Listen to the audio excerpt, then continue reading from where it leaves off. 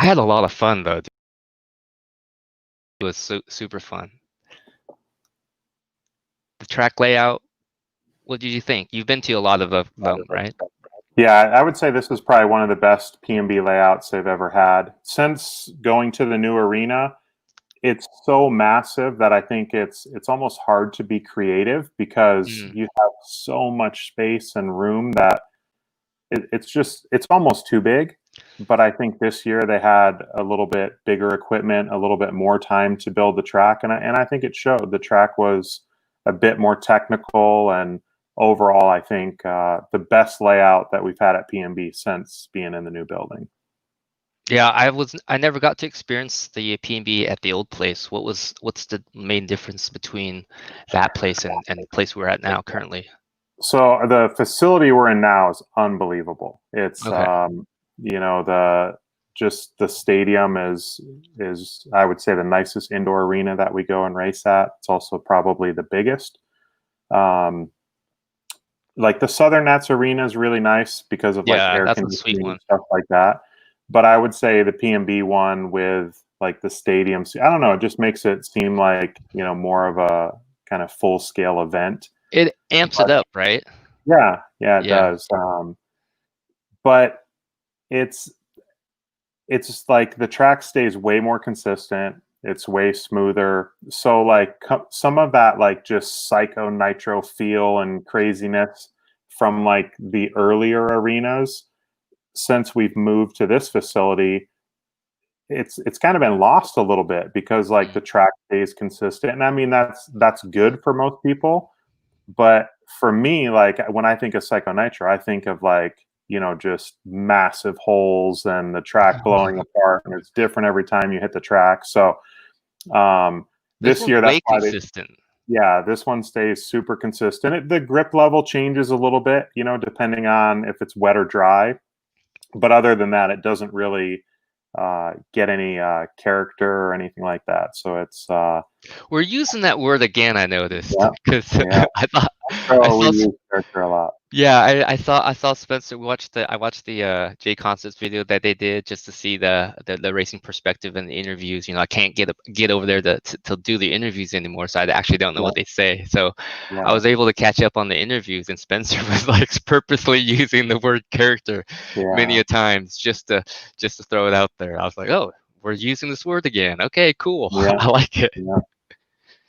But yeah, this track is a lot more consistent. Yeah, we're just kind of killing some time talking about the P&B guys. Thanks for joining in. We usually kind of roll out at the 5-minute mark to give people some time that may be straggling along and want to join up, but are going to join up late. But yeah, this track, the P&B, man, it was a lot of fun. I thought the layout was really good too. When I first got there, I was really concerned, and I think all the drivers were concerned about the two blind spots when you're on the driver's stand.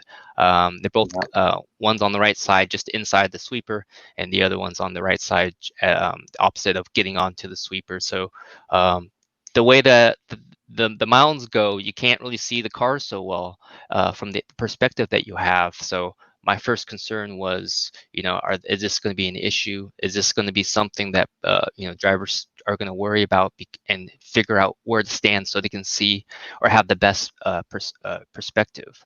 But it seemed like it wasn't really an issue at all, and I think a lot of the guys were able to adapt to it and really enjoy driving on the track.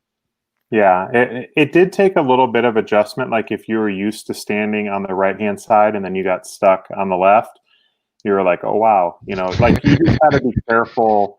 If you stood on the left, you had to be careful when you landed the triple. If you stood on the right, you had to be careful with the lane that was inside of the sweeper with the two rollers. But it wasn't too bad. I know Mayfield, and I think it was the e-buggy main. He got together with someone, cars got tangled up, and he came shooting out the wrong direction because he couldn't see his car. Mm. And so it did happen, but it wasn't something that was like plaguing drivers every lap or big problem. You kind of got comfortable with it, and you knew if you were standing on the right, you could be committed on the right hand side when you landed the triple, and you had to be a little cautious on the left or vice versa. Which side did you go with? So originally I was trying to stand like just to the right of middle so that I had a pretty good perspective of both sides. But I ended up more towards the right hand side. And I think that was because in one of the, may have been like when we reseated, I got stuck to the far left, I think, for truck. And I was like, whoa, this is bad. Like when I land the triple, I don't know where my truck's at. And it was really critical, not so much like landing the triple, but making sure you rounded that corner and set up for the kind of like Yeah, corner jump. that's probably the So hardest jump on the after track. that, I pretty much committed far right and was in like basically the handicap little spot. And that's where I drove the rest of the weekend. How hard was that transfer jump? I lost audio. Oh, you can't hear me? There we Hello? go. Can everybody oh, so you just Yeah, had to twist yeah, your it twist was your me. little Yeah, sorry. Did how hard was that transfer jump? It was difficult to do it right. Like it was easy to make the distance or to actually do the jump, but like you Right. could do the jump and actually lose quite a bit of time. You could, land on the inside pipe, you could land on the outside pipe, you could land on people who weren't jumping it. Yeah.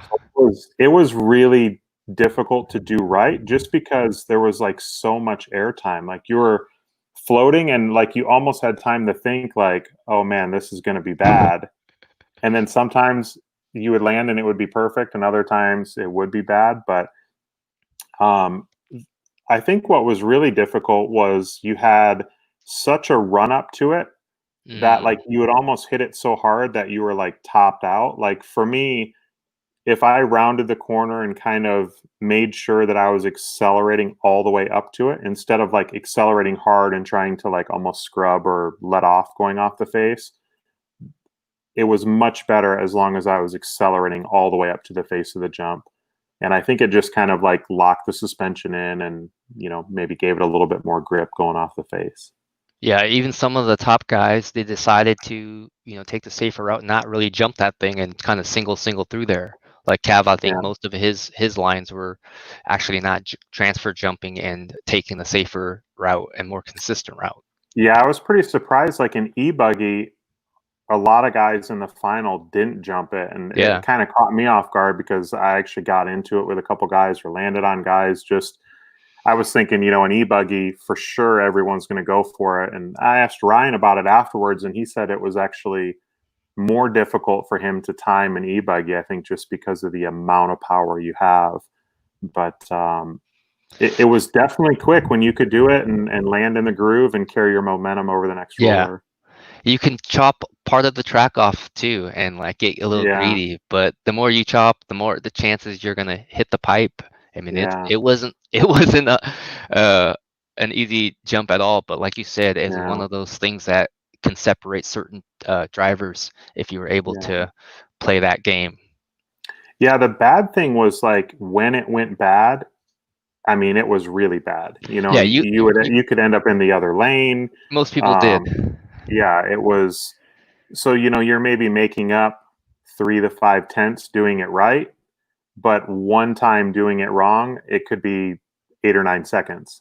It was pretty brutal. Yeah. All right. So looks like we've got a pretty good group gathering right now. Thanks. I want to thank Adam for joining me this today for our live show. I want to continue the education process. The last 2 weeks before the PNB, I was able to do an 8-skill kind of intro for people that were newer, and then turn around and do a show with Frank to talk about the 10-skill stuff too, and hopefully kind of aid the the transfer of knowledge. So since we just got done with the PNB, I thought this would be a perfect time to get Adam on the show. For everybody already knows who Adam is. I mean, it's pretty clear, all the comments that we're getting already. Everybody wants saying what's up. So let's go say hi to everybody. What's up, William? Thanks for tuning in. Matthew, what's happening? And Bueller. what is that? Ferris Bueller's Day Off, maybe. Oh, interesting. Okay. Kevin Morales, what's going on? Thanks for saying hi and tuning in. The fabulous man, always he was a crucial part of DP success this weekend. One of the guys that Dakota could bounce ideas and setups off of. And he also was the dude that got his cars prepared and ready for Dakota. So basically he had just to put his engines in and go break in the car a little bit. So thanks to Barry for all the hard work behind the scenes. Kevin Morales, what's going on? Uh, oh, with 22-4 order? I'm not sure about that. Okay, Floyd, yo, what's happening?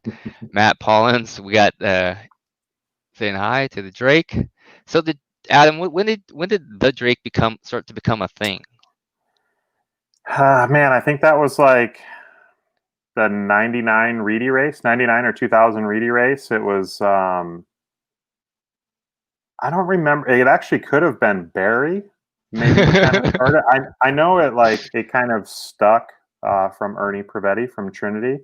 Okay. The I think it was 99 Reedy, either 99 or 2000. I think 99 Reedy race at M&M Hobbies. I don't really know how or where it came from, but that's just kind of what they started calling me. And Barry had like a little hand gesture that would go along with it. And I don't Can know. you show Back us? then, everyone kind of had their names. Barry was the fabulous one, and Yeah. somehow I became the Drake. So I always like the backstories that they're always somehow, uh, just have a lot of I don't know, man, history or humor, because you don't really know some of these simple things, like the phenom, yeah, like how he got his name, and the fabulous, and yours obviously stuck because of your racing prowess at the time. So the yeah, Drake has become the Drake in '99 M&M. yeah, yeah. There you go. All right, Floyd Brewer, what's going on? Saying hi to Adam. We got Anthony Wheeler, bringing the heat. You going to bring the heat, and then I'm not Nitro sure yet. Nation. Yeah, I would like to do Bring the Heat. That's always an awesome race, but I got to see with kind of all the travel restrictions and stuff like that if we're able to make it. Yeah, it's a different year of traveling and racing this year. Like it's totally different. There's nothing. There hasn't been a year like this ever, and we don't know how to really go about this. We're kind of playing things by ear and hopefully plan for the event. And if it gets canceled, it gets canceled. All right, Nitro Nation saying what's up. Thanks for tuning in, Nitro Nation. Um, Matt Pollins, what's going on? Got a question for you. We'll get back to you there. Charlie Mack, the bearded Adam. There you go. A new thing. A beard. It seems like Yeah, the beard trend is it's kind not of like. much of a beard, but it's I don't know, it's something. Did you see Ty's beard? You see that thing? Yeah, yeah. His I little talked to Ty quite a bit, so his fur. What was yeah. that? He just wanted to do something different. What was his explanation on the? I think it's quarantine life. You just Yeah. just happens. Yeah, the hair. You just don't cut it. You just like, well, you just got kind of grow a little grizzly, just get a little Yeah. hairy. It's okay. Nico, what's going on? He's a youngster, hardcore racer. Love having Nico on the show, aka the Nitro God. There you go. Lots of love for Adam. He has such a great following. Everywhere I go, people are asking Adam for help, and he puts down whatever he's doing at the time to help out. Great guy. Engine issues, car setups, you name it, tire selection. He's been around the block and super helpful. And along with the videos, I love the videos that you put out there. Yeah. Thank you. Just putting the information out, getting that pro advice or help, and having a resource for people to go to when they want to learn something about our hobby and our industry here. So Yeah, great stuff. that's the one thing that's been cool with like the quarantine is seeing more guys, trying to do some videos and Facebook Yeah. lives and things like that. And it's cool because I mean, yes, it's a lot of work, but it's like if we all just do a little bit, it can turn into something big and great. Mm. Just trying to give back a little bit and help people is what it's all about, and to keep people enjoying the hobby and hopefully sticking with it and getting other friends or family involved as well. Cool, man. That is what it's about in the end. Like the racing part is great. That's one aspect of it, but I think a lot of people forget that part of our job and part of our duty as RC representatives and ambassadors. We have to also cater to the people that are new and looking to venture further into this hobby. I think the Yeah. passiving of knowledge is the greatest way to do it, because it's easy to get frustrated, and if you don't have any answers or have any, you can't really have fun if your stuff's falling apart or you don't know what you're doing. So Yeah. um, so here we go, another video about that. So let's jump into the video portion of this, the questions. People are probably wondering why Adam's part of the show. Adam, you have a long history with TLR, back from the 8 days and beyond, 10 scale, all that stuff, 10 scale nitro truck, a gas truck, and all that stuff. Let's talk about, fill in for some of the people that know Adam Drake as Mugen Adam, and talk about the Adam Drake that where you all started and how you got associated with TLR and that whole project. Yeah, so I started racing early '90s. I mean, I had RC cars before that, just kind of playing around. I originally, when I started racing, I actually drove Associated vehicles. Never raced for Associated, but I was kind of like the Associated guy at our local track.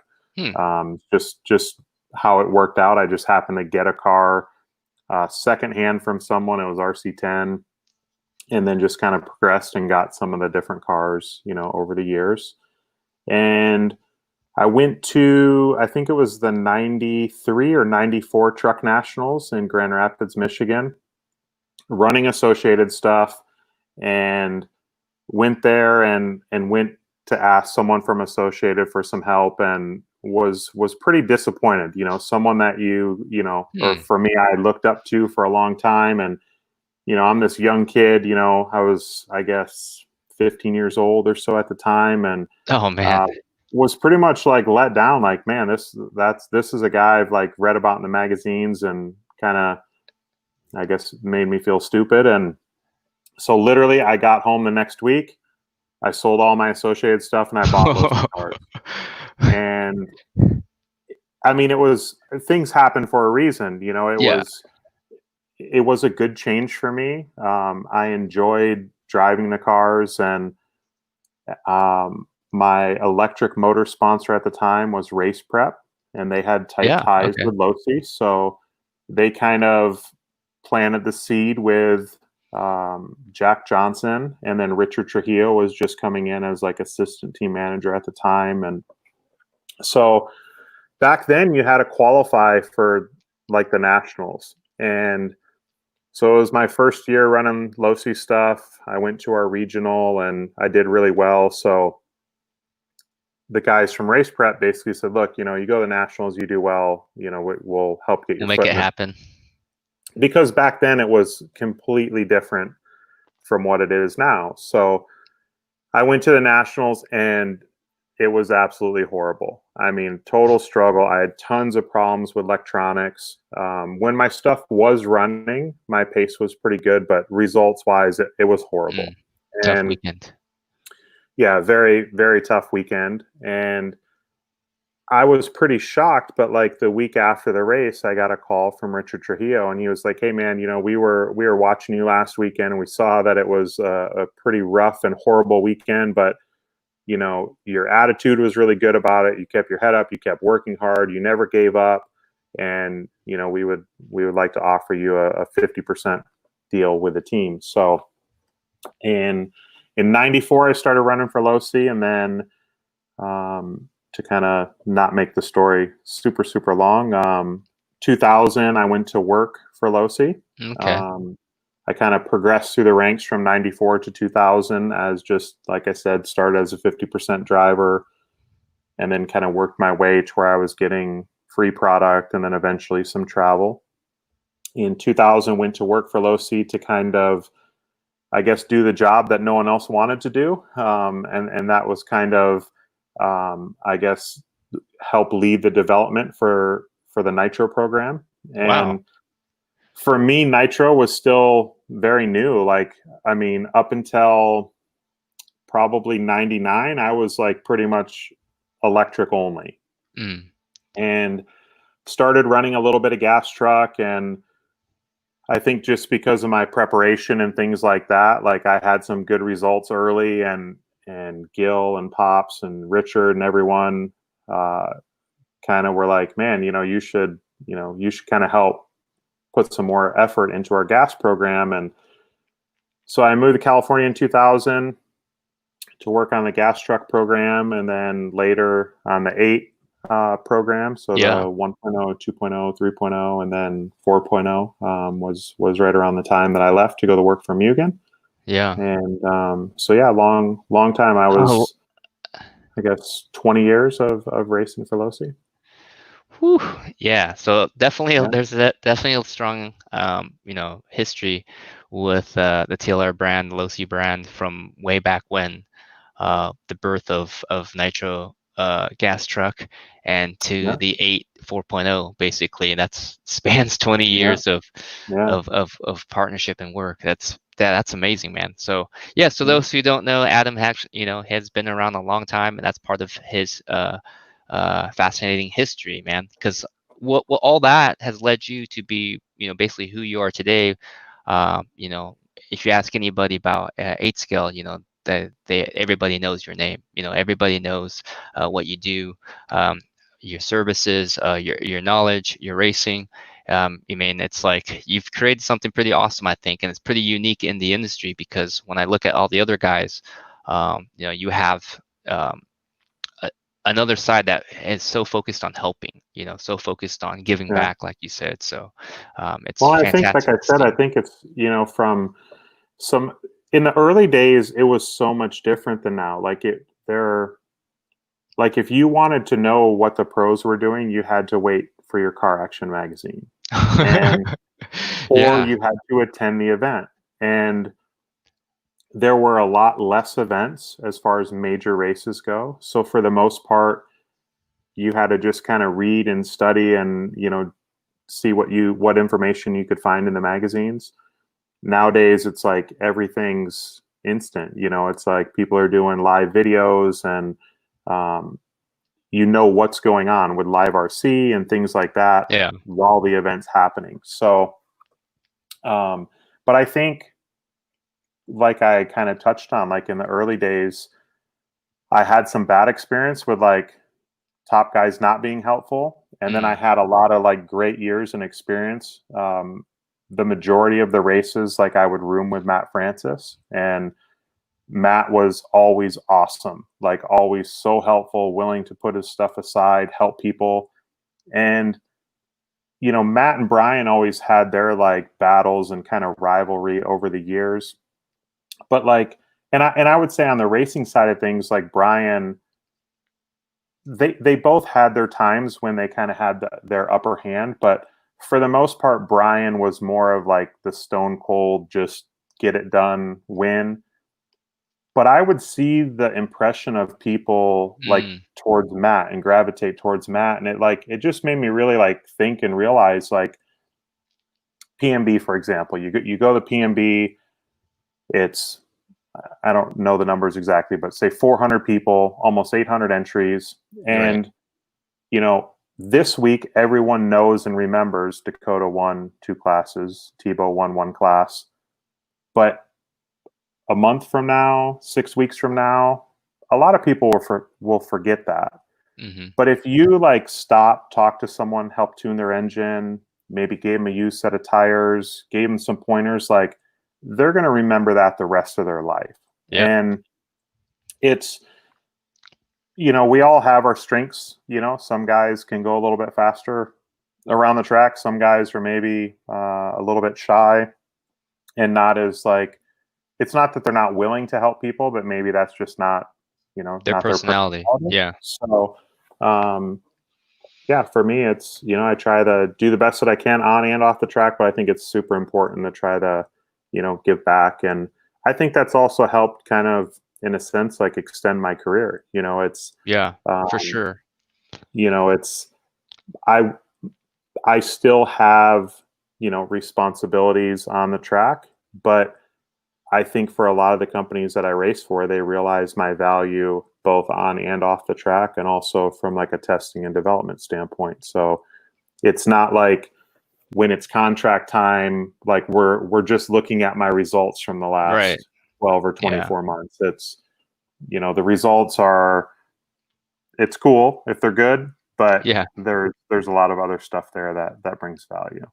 Yeah, for sure. That's a great point that you make, because a lot of people, they only put a lot of emphasis on just race results, and sometimes, when the results are bad, what are you bringing to the table? Yeah, Like, you can always do videos, or do some sort of help, or help at the track, or help others, and kind of almost like, you know be very you'll be, like you said, people remember that stuff, because yeah. when I raced novice, I don't know. I think my very first big race, I raced novice, right? I TQ'd, and my first lap, my pinion fell off, like right at the start. Like my day was done. So Hmm. I was TQ, and I took 10th, right? So, but at that week on that weekend, Kelly Lunsford, I met him there, and I've got a story about him too. yeah, so he was impressed with that that I TQ'd, and I was, just doing well. And then he also knew that I was bumming because my pinion fell off. So anyways, later on, I, through car action or whatever, I had sent a letter to Kelly and asked if I could, it would get some stickers, or something. And he sent me a set of turnbuckles, and then like, I'm a novice dude. My pinion fell off. I didn't even Yeah, get to do anything, and yet he remembered who I was, and his kind of just surprise kindness and gesture. Like, I remember that for the rest of my life. Like, he didn't have to send me yeah, anything. He didn't have to hook me up, yeah, and he just could have sent me some stickers and be done, and like, see you later, kid. But that yeah, kindness, man, like, I remember that, and I know how much of an impact that made for me. So if it yeah, has that impact for somebody else younger, it's like, man, I think you just, maybe you didn't win that race that day, but you definitely won, yeah. in some other Well, way. like right now, the times we're in, I mean, it's a perfect example. Like there's been months, now that we've pretty much been shut down and haven't been able to do any racing other than, more local events. Basically, PMB was the first big race since DNC, which was in Yeah. February. And you have a lot of these guys that, their focus has always been like winning. And that's great. And for those guys, maybe they don't have the time or the mentality to do videos and do other things. They need to go off and have other hobbies and kind of blow off steam other places. Hmm. But I think for a lot of those guys, like, these have been pretty scary times because, when your job is to race and there aren't races going on, Yeah. that's why you see some of the guys, popping up doing some videos and some different little projects and stuff like that. So I hope a lot of these guys at least take like little bits of that and continue to do it over time, because at the end of the day, it everyone's benefiting from it. Yeah, for sure. I think we're all adding to the community, which is Yeah. great. So, all right. So, I wanted to ask you, since we were just talking about PNB, how was the PNB from your perspective, your racing perspective? What were your thoughts about the race? And, like you said, coming back from, our first big race since February. Yeah, PMB is always awesome. I mean, it's the the amount of like hype and like presentation that Dave and the crew put into it Yeah. is unbelievable. The racing side of it can be a bit frustrating at times, just because it's so many people. Yeah. You're Long running days. on so little bit of sleep. Um, Things like that. Like, I wish the racing side maybe had a little bit more attention, like for guys to be able to get a little bit more track time. Mm, Like, it's awesome to have that many entries. I wish that we could maybe limit the entries and raise the entry fees to where they can still make their money. But I think ultimately for like Dave and the crew, again, it's Psycho Nitro. Like, they it's not yeah. necessarily about the money. It's they want the most people. They want it to be a little bit crazy and insane and you not Hmm. to get a lot of sleep. So like, I get it, and like the race is what it is. Like, it's awesome. But Yeah. if I had to kind of like pick something small, especially this year, because basically all the top guys minus Tessman and Lutz were there. So for the most part, it was it was like the Nationals. It really was, man. I mean, the level. So when you have everyone there, you want things to be slowed down a little bit more structured. Not that the race isn't structured. I mean, you know what you're going to get, but Yeah. just with that many people, it's a little bit insane. Yeah, it was a long day for me every day. Yeah. It was Yeah. nuts, man. But we made it through. The racing was awesome. What did you think of your cars? I noticed that it's one of your tricks that you're very good at. I think in one of your mains, you're going 10 minutes, and I Yeah. don't think All the mains. all of them. Okay, so you're the Yeah. only guy I think that I know of that was doing 10 minutes. Like everybody else, 7:30, and that was it. I don't know if I was. Some people were struggling to do 7:30 actually. Yeah. So like. Yeah. So how was it? I mean, so how did that work out? Like. Yeah, I mean, it's something that I've always, I get, well, I shouldn't say always, because man, I know, like, in the early days, like, I mean, I used to be one of the guys that was pitting at 6:45. Like, if I could do 7:30, it was like, like, all the stars had to align. But it was something that I worked on, because there was so many races where I struggled for run time, or I felt like I kind of lost out on, like, on, like, the result I could have achieved by Mm, having to pit one extra time. So it's something that I've really, really, like, focused on and worked on over the years. And it's not like some magic, like, it's like someone who's like, I want to be, like, healthy or have a six pack. You don't just take a magic pill and have a six pack. Like, with runtime, it's kind of the same thing. Like, it's a lot of little things that add up. You may gain 15 or 20 seconds from your clutch setting, your tune, your carb restrictor. The biggest thing is how you drive. mm, For me, I'm pretty smooth, like, on the low end, like, and by pulling the throttle slower and smoother, you can run the engine leaner. So for me, like, runtime, from a tuning standpoint, you're going to gain the most runtime from the bottom or the low speed needle and the mid speed needle, not the high speed. Well, most guys don't tune, like, for bottom and mid. They tune to go fast on the straightaway. yeah, they And, always. Yeah, that's the and first thing they try to do is just listen to that high whining RPM, yeah, and then like, yeah, all right, I'm good. yeah. So they'll just, pull the trigger, blow through bottom and mid, Mm, and they go down the straightaway, and that's what they worry about. But then when the main comes around, and pit stops can kind of play into, your hand a little bit. There's been so many races. Actually, after DNC, Joe Bornhorst and I did a race in Washington. It was right when all the COVID stuff was, like, going crazy, and we had, like, a pretty good battle early on. And then Joe pits and I stay out. And after the race, he's telling me, he's like, I wasn't even, like, there's no way you're going to pit, at 10 minutes. And he was like, it throws him off. And it's nice too. Like, when, like, you kind of have that in your back pocket, where you're going to save 6-7 seconds on a pit stop. But there's also times, like at DNC, like, my runtime was super, super good. And I did go really long on the first pit stop, but my plan originally was to pit at 11:20. So I was going to try to drop 1-2 stops on some guys. wow. But the beginning of the race, like, I was in the mix, and it was something that, like, we kind of, I yelled down the Larone and we changed early in the race, because it was something I didn't want to think about. I didn't want to have to think about, like, man, am I pulling the throttle too fast, or did my filter get a little dirty and it's rich? Like, I wanted to just stay in the mix and stay in the race and push the pace.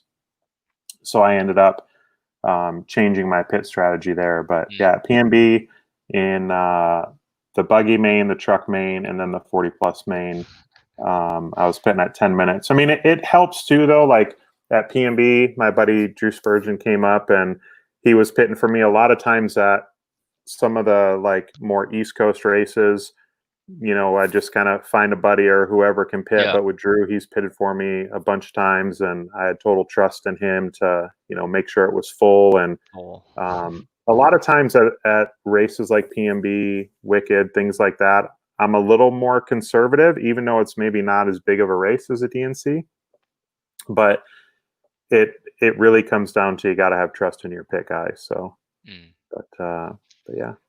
Yeah, 10 minutes. The only dude I think, man, because I was, making sure I was checking to see if anybody goes. It's something I have to pay attention to now. Like, Yeah, it was trying almost to. like I had an extra joker lane. It is. It is 6, Yeah, 7 seconds. I mean, you get 4 yeah, joker lanes where it's a guy that has 3. You know what I mean? yeah, That's pretty huge. yeah, It can change. You by the end of the race, you can jump up 4 spots easy just by that having those seconds yeah. in your pocket. Yeah, that was also part of our plan. Like, when Drew and I were talking, it was like the track at PMB, like it wasn't like crazy technical. Like, there was definitely some technical sections, but because it's so big, like trying to race side by side, at least for me, like I kind of struggled with there, because I feel like the car's so far away and you're Yeah. going so fast, like, but it doesn't look like it's going that fast. Right. So like our plan was like, I'm gonna wait to use my jokers till the end, because I wanted to kind of like just do a lot of laps by myself. I didn't want to, like at DNC, I wanted to stay in the mix. I wanted to stay in the battle and know the pace to go. Like, I felt like at PMB, I kind of knew the pace to go. I knew, like, just try to be clean in the whoops. And other than that, I didn't want to really race with people. And then, Yeah. at the end, it kind of played out decent. Yeah, I think your strategy was like I think in buggy I remember, or truck, it was like you had three joker laps still, and you're doing 10 minutes, and then you're still on the track, and I'm like, where in the heck is Adam Yeah, gonna where's Adam gonna come out, because no one yeah, knows, because it's so mixed up, yeah, and you've got all your time saved in a basket here, and you're gonna yeah. cash in at some point, so you're gonna jump up, but no one knows. We're like, dude, Yeah. he could be like way in the I didn't lead, know. or yeah, Yeah, no, like you're just going around doing laps, and they're like, yeah, I hope when I poke out of this, I'm in contention, like, yeah, uh, it's definitely a weird thing to have joker laps, on top of being able to have that extra. It mixed things up, and it was really confusing, but yeah, at the same time exciting to see. yeah, No one really knew who was going to win till everything was yeah. used up. But yeah, like, Ryan and I were talking afterwards, and Ryan's like, man, like, it's such chaos, because it's like you don't know who's used their jokers, who hasn't. Yeah. And as a racer, being on the driver's stand, like, that's a little bit of like what I kind of talked about earlier. It's like, for this year, with all the top guys there, like, it's pretty stressful and a pain, like, being in and not knowing all that. For spectators, people watching on live RC, it's awesome. But as a racer, you're just like, I just want to race, and like, if my pace is good, we're battling. But Yep. Because like you could be on the track and the car next to you could be 2 laps down or something, because they haven't used their joker lap. So, but theoretically, you're not really yeah, battling, but you are battling, yeah, and then you don't really know if this person's behind you or in front of you. You're just on the track together, but you have no idea, if this is for position or not, because you don't know if they've ran 3 jokers or whatever, So, yeah, or if they flamed out, crashed, or something happened. So you just don't know if you're racing people or not. Like, okay, yeah, this person's with me, but am I racing this person for position, or is this dude just, you have no clue. It was pretty yeah, hard to keep track. I was like, what's yeah. going on? At some Well, I point. mean, when you figure, like, we were doing, 46, 47-second lap times in buggy, and 3 jokers and 1 less pit stop is like 24 to 28 seconds. Yeah. So it's like, again, you don't know where. Like, even for me, I'm thinking like, okay, I'm going to move up some, but I didn't know where. You Yeah. don't know exactly how far ahead When you other guys are when or you whatever. cashed out in your truck race, where did you end up where did you end up out of that when you cashed everything in? I was 7th in truck, but Cole, like, I think Cole and I were pretty close. But I mean, I was way back in truck for a Yeah. long time, You like just just riding around like 13th or something. So, yeah. um, But like even in buggy, I mean, I with like 2 laps, maybe it was a little more than that. Like with maybe 4 laps to go, like I had got by Spencer. I used my last joker past Spencer, and I was gonna do a splash of fuel just to be safe. And Spencer was like a little bit close, and I'm like, all right, we'll just, we'll be fine. Like Drew had been telling me how much fuel I had left on each stop, but I kind of got into that mode of like, thinking about fuel, and then I made like a silly mistake coming on the front straightaway. Spencer got by, and we kind of battled the last lap, but yeah, it was definitely, and both classes allowed me to kind of move up quite a bit at the end. Yeah, for sure. All right, so let's get into the actual 8 skill stuff here. The most common mistakes that you see from beginners and how to fix them. What's the number one most common mistake that you see out there when somebody says, "Hey, can you help me out? My stuff's not running," and you start to get into it? Like, what's the number one mistake? I think the big thing is guys a lot of times just try to like overdo it or overthink things. Like I get the question all the time where guys, they'll say like, "Hey man, before the main, the sun's going down. Like, should I change my glow plug, or how should I adjust my tune?" And for me, like, I just always make sure before each time I go on the track, I fire it up, tune it on the bench, and you have to get familiar with the sound and the feel and the response to how it is on the bench, and then how that's going to translate into how it feels and sounds on the track. And it's something that takes time. Like I'm actually working on some tuning videos now, and I did one a Sweet. little while back, just kind of like some basics, just explaining the different needles and what they do and stuff like that. But I think one of the things that's so difficult with a tuning video is it's not just like a cut and dry, like run 2 degrees of camber or Mm, run this much toe in or toe out. Like with tuning, it really, really comes down to the sound. And you have to pay attention to how the engine accelerates all the way throughout the power band, and not just worry about like if it goes fast on the straightaway, like we talked about earlier with the mhm. runtime. But I think for most people, they overthink stuff a little bit, and then they also don't pay attention to, again, that sound and feel. Because like if like at PMB, there was a couple guys that asked me to help tune their engine. We fire up the engine, and right away I'm like, "Hey, there's a problem with your clutch. I think when your clutch springs is stretched out, or a clutch shoe, one of the holes is stretched out and oblonged." And they're like, "What are you talking about?" And I'm like, "Well, I can feel like, the lack of response, but it's not, the lack of response isn't, The tuning thing. yeah, it's not like you're hearing the tune and that sounds crisp, but the response or the kind of bog is from the clutch." Mm, And that's really, really hard to like train or show someone, yeah. because it's more of a sound and a feel. But I think with the tuning videos that I do, it should be helpful. I mean, some guys rely on, you pinch the fuel line, and if it idles up after X amount of seconds. I've just never done that. I don't really know why. I think another thing is, like for me, when I started running nitro, I was like, this doesn't feel good. So I would just turn stuff, and like if it was better, I would keep going more until it felt worse and then back it off. Like Yeah. I think guys are scared to do that. Like Mm, especially nowadays. I mean, engines are expensive. yeah. But I think as long as you, like, if you make a change and it's worse, if you recognize that it's worse and bring it in and make another adjustment, you're not going to kill your engine being 1 or 2 hours off. Um, I think guys need to experiment a little bit with that more on their own. Like even if it's in their driveway, at a baseball field, just to kind of get a better understanding for themselves. Mm-hmm. And again, you make an adjustment, and if it's good, maybe go a little bit more. It might be even better, or it could get worse, and then maybe you have to back it off a little bit. Like again, at PMB, I tuned a lot of people's engines, and like anytime I went to adjust the mid speed on someone's engine, they're like, I was told to never touch that. Hmm.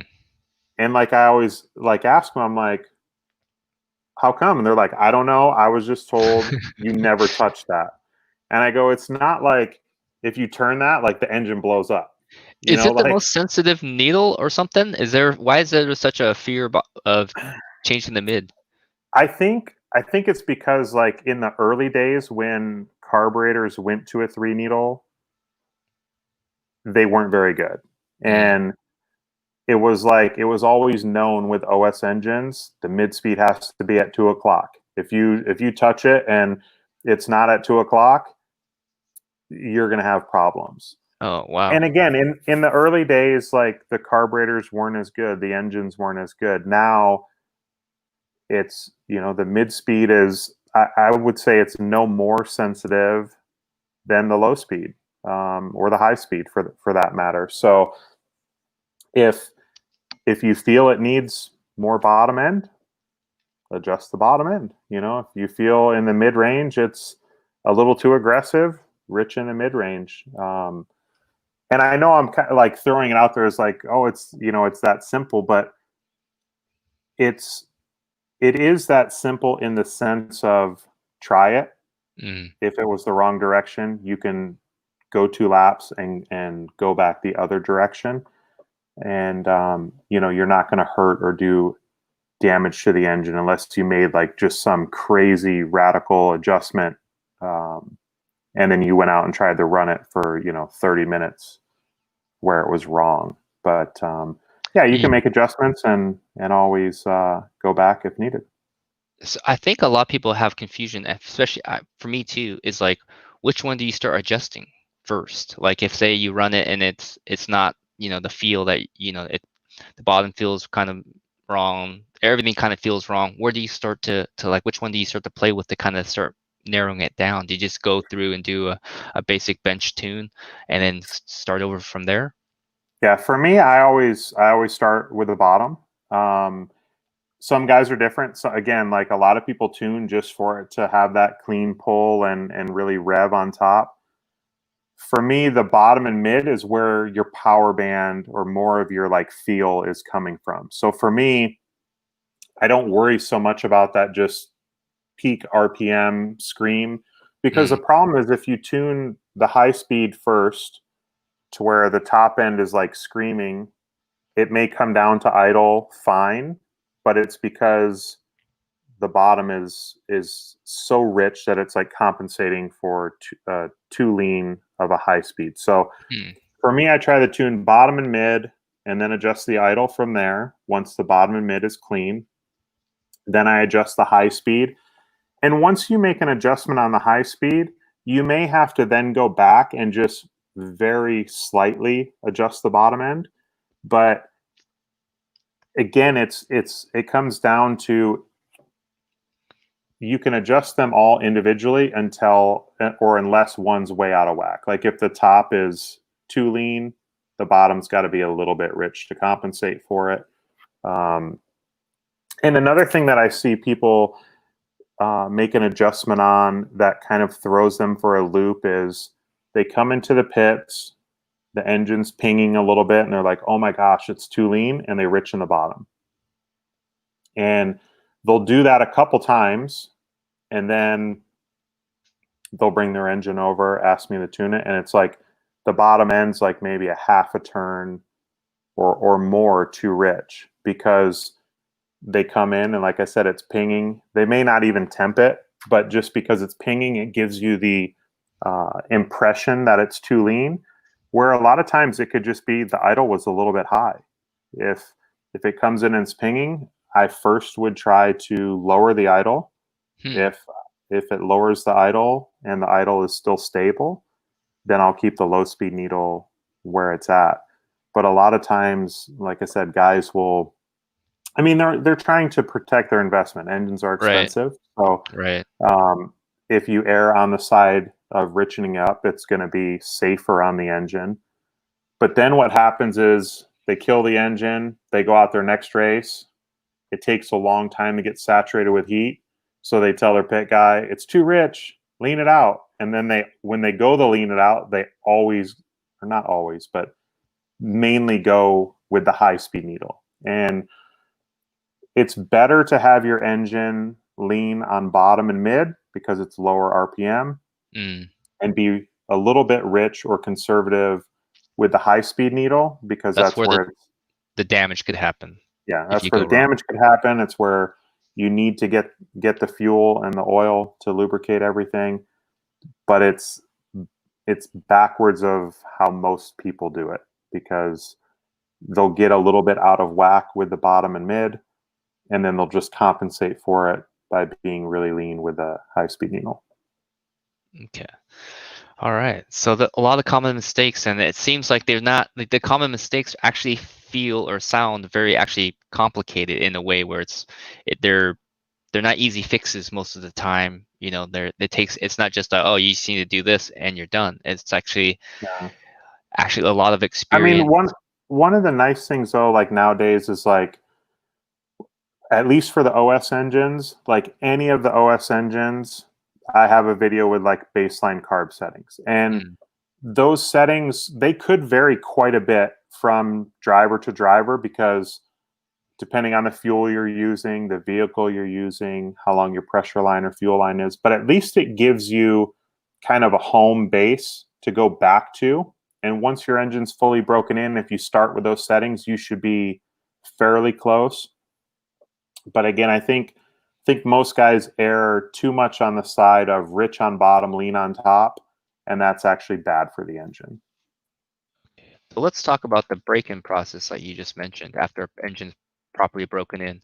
Um, there seems to be two two types now. One is the oil Yeah. bath break-in that you've made quite famous now, and also the traditional method where you're just running things kind of rich and breaking in after Yep. a gallon of gas. So what is the difference between the two break-in methods? Obviously time, but is there something that happens with the oil break-in that's maybe beneficial, or the traditional way that's maybe a little bit better? What are the plus and minuses between the two different methods?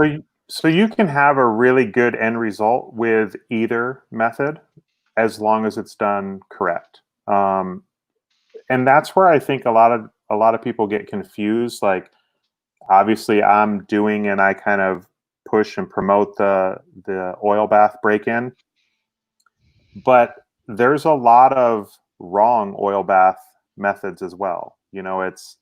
It's just like we can all glue tires, but some can glue tires better than others, Some or of them stay on, yeah.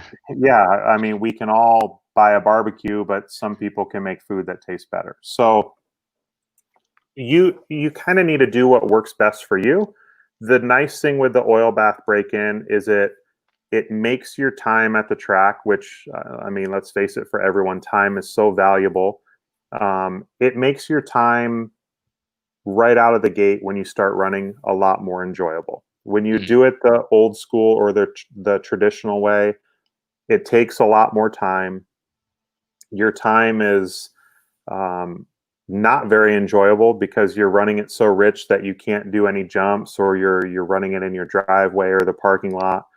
For me, if I'm running in an engine, I still want to be at the track driving my car to where it's at least at a speed that you're able to still do the jumps and make it enjoyable. So for me, there's really no comparison. Like there's no going back to the old school way. A lot of mm, guys still do it that way, and that's fine. yeah. If you have the time to do it that way and it works for you, that's great. But for me, I would rather, like I said, go to the track. You still have a final process to do where the engine does have to be run a little bit rich, but bottom to mid is like basic race tune. Mm, Top end is just a little bit rich, but you can still do all the jumps. It's maybe just going to be a little bit flat going down the straightaway. And the other benefits to the oil bath break-in is, again, when it's done right, It reduces the stress on the connecting rod.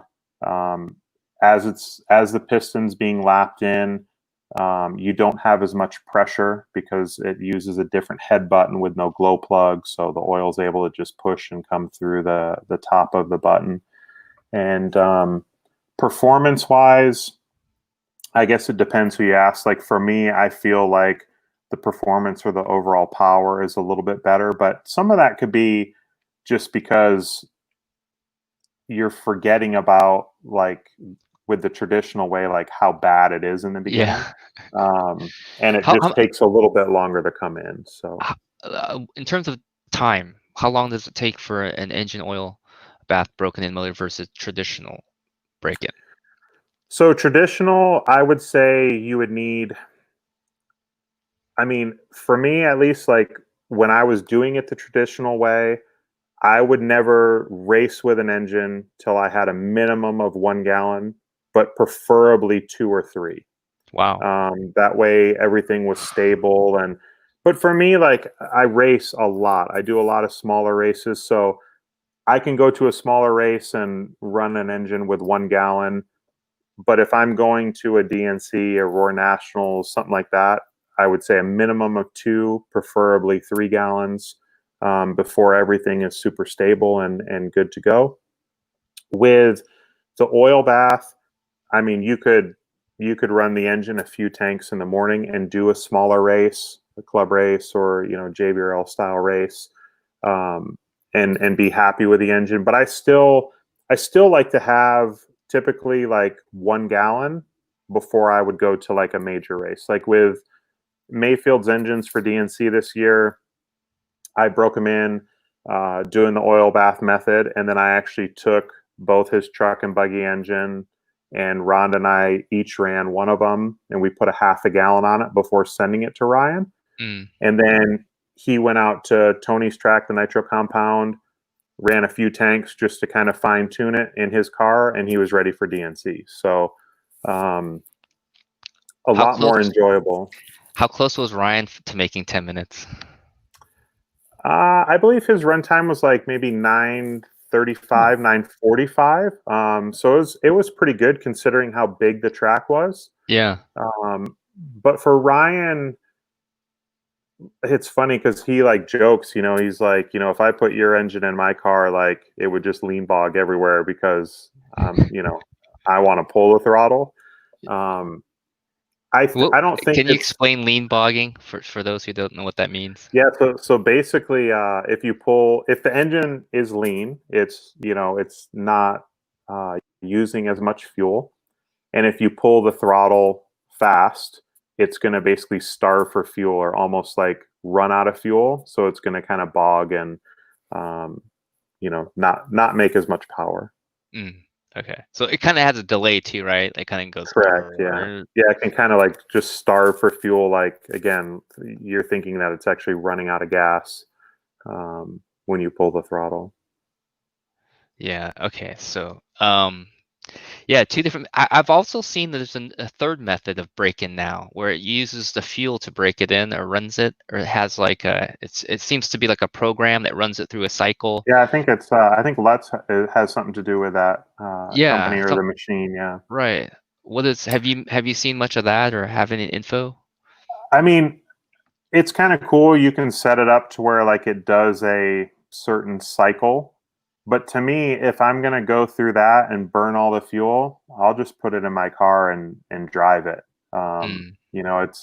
I don't want to have at my house something that's just like, it sounds like someone's driving a car, but it's an engine that's enclosed in a box. And the other thing is like, not all engines are the same. Like that's the really nice thing. Like with the oil bath method is you can adjust or run it for a longer period of time or at different temperatures or RPM to adjust. Like for me, with the oil bath method, like I don't have like a set time. Like I run it for X amount of time at this RPM, this temperature. I have my baseline, Mm. but then for an engine to basically pass my approval for the break-in method, the piston has to be lapped in within a certain tolerance. So it's just a lot more consistent and more calculated than if you go to the track and you're trying to break it in, or even if you do it on a machine. Like, not every piston and sleeve is going to break in exactly the same, even though you do the same cycle of like revving the RPM and stuff like that. Okay, so we have this comment by Angel, the Draken. So this is a new thing for you, right? Yeah, The trade, yeah. like explain to me this trade-in process, how it works, so that people are listening, they can go, oh, this sounds kind of cool. Maybe I'm interested. So let's explain the Draken method here. Yeah, so well, the Draken thing was something actually Casey Peck came up with. I was just, I'm posting stuff talking about breaking in engines and stuff, and he just was Yep. kind of joking. He was like, Draken, and it was like, that's kind of cool. So No, it is kind of cool, I gotta say. yeah. So it just kind of stuck. But as far as like the trade-in program goes, again, trying to like do things to just give people a better nitro experience. Like, It's tough, man. you see all the time people posting engines like fins are broke off, the engine's super dirty, and they're like, it's got 2 gallons, runs great. And you're like, come on, man. Like, there's not New that sleeve, many. new rod, new everything, new bearings. It's like, Yeah, sure. there's not that many engines out there with 2 gallons on them. So like Rhonda and I were talking, and it's like, you feel bad when someone gets one of these engines, and there's a lot of people that they sell engines with 2 gallons and they run perfect. But there are times when guys get an engine and they just pull their hair out. They spend their hard-earned money, they buy a used engine, and it's not enjoyable. So we had talked about doing a trade-in program to basically help get some of those maybe not so good 2 gallon engines off the track. Yeah. And then I can take those engines and we can fully rebuild them, break them in, sell them as like kind of like a certified or a factory rebuilt engine. Like, we won't take anyone's engine and like put new bearings, resize the piston and sleeve, and sell it as used. Because if I don't know the total lifespan of the engine and how it was treated and stuff like that, I'm not going to put my name with it to resell it. So we fully rebuild them, new piston sleeve, rod, bearings, carb O-rings, carb boot. So it's as close to a new engine that it could be, and then at a reduced price. And the other part to that is, let's face it, like, some people, they have X amount of spend, and your X may be different from the next guy's X. So there's going to be some guys that they're Novarossi guys because their X isn't big enough to buy an OS.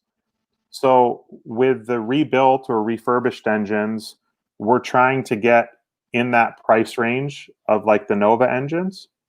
And we hope that these guys who were maybe Nova customers try a rebuilt OS engine, and then their next purchase is a brand new OS engine. So just trying to get more people to experience the OS engines. And with some of the engines that we get in the trade-in program, like, they're in really bad shape and we just throw them away. There's not much you can do with them. But it's also allowed us to build up a little bit of like inventory of like used carbs. You're at a track, someone's carb sticks, and you've got a carb for them or What something like that. have you had anybody trade in and you're just like, I ain't taking this thing?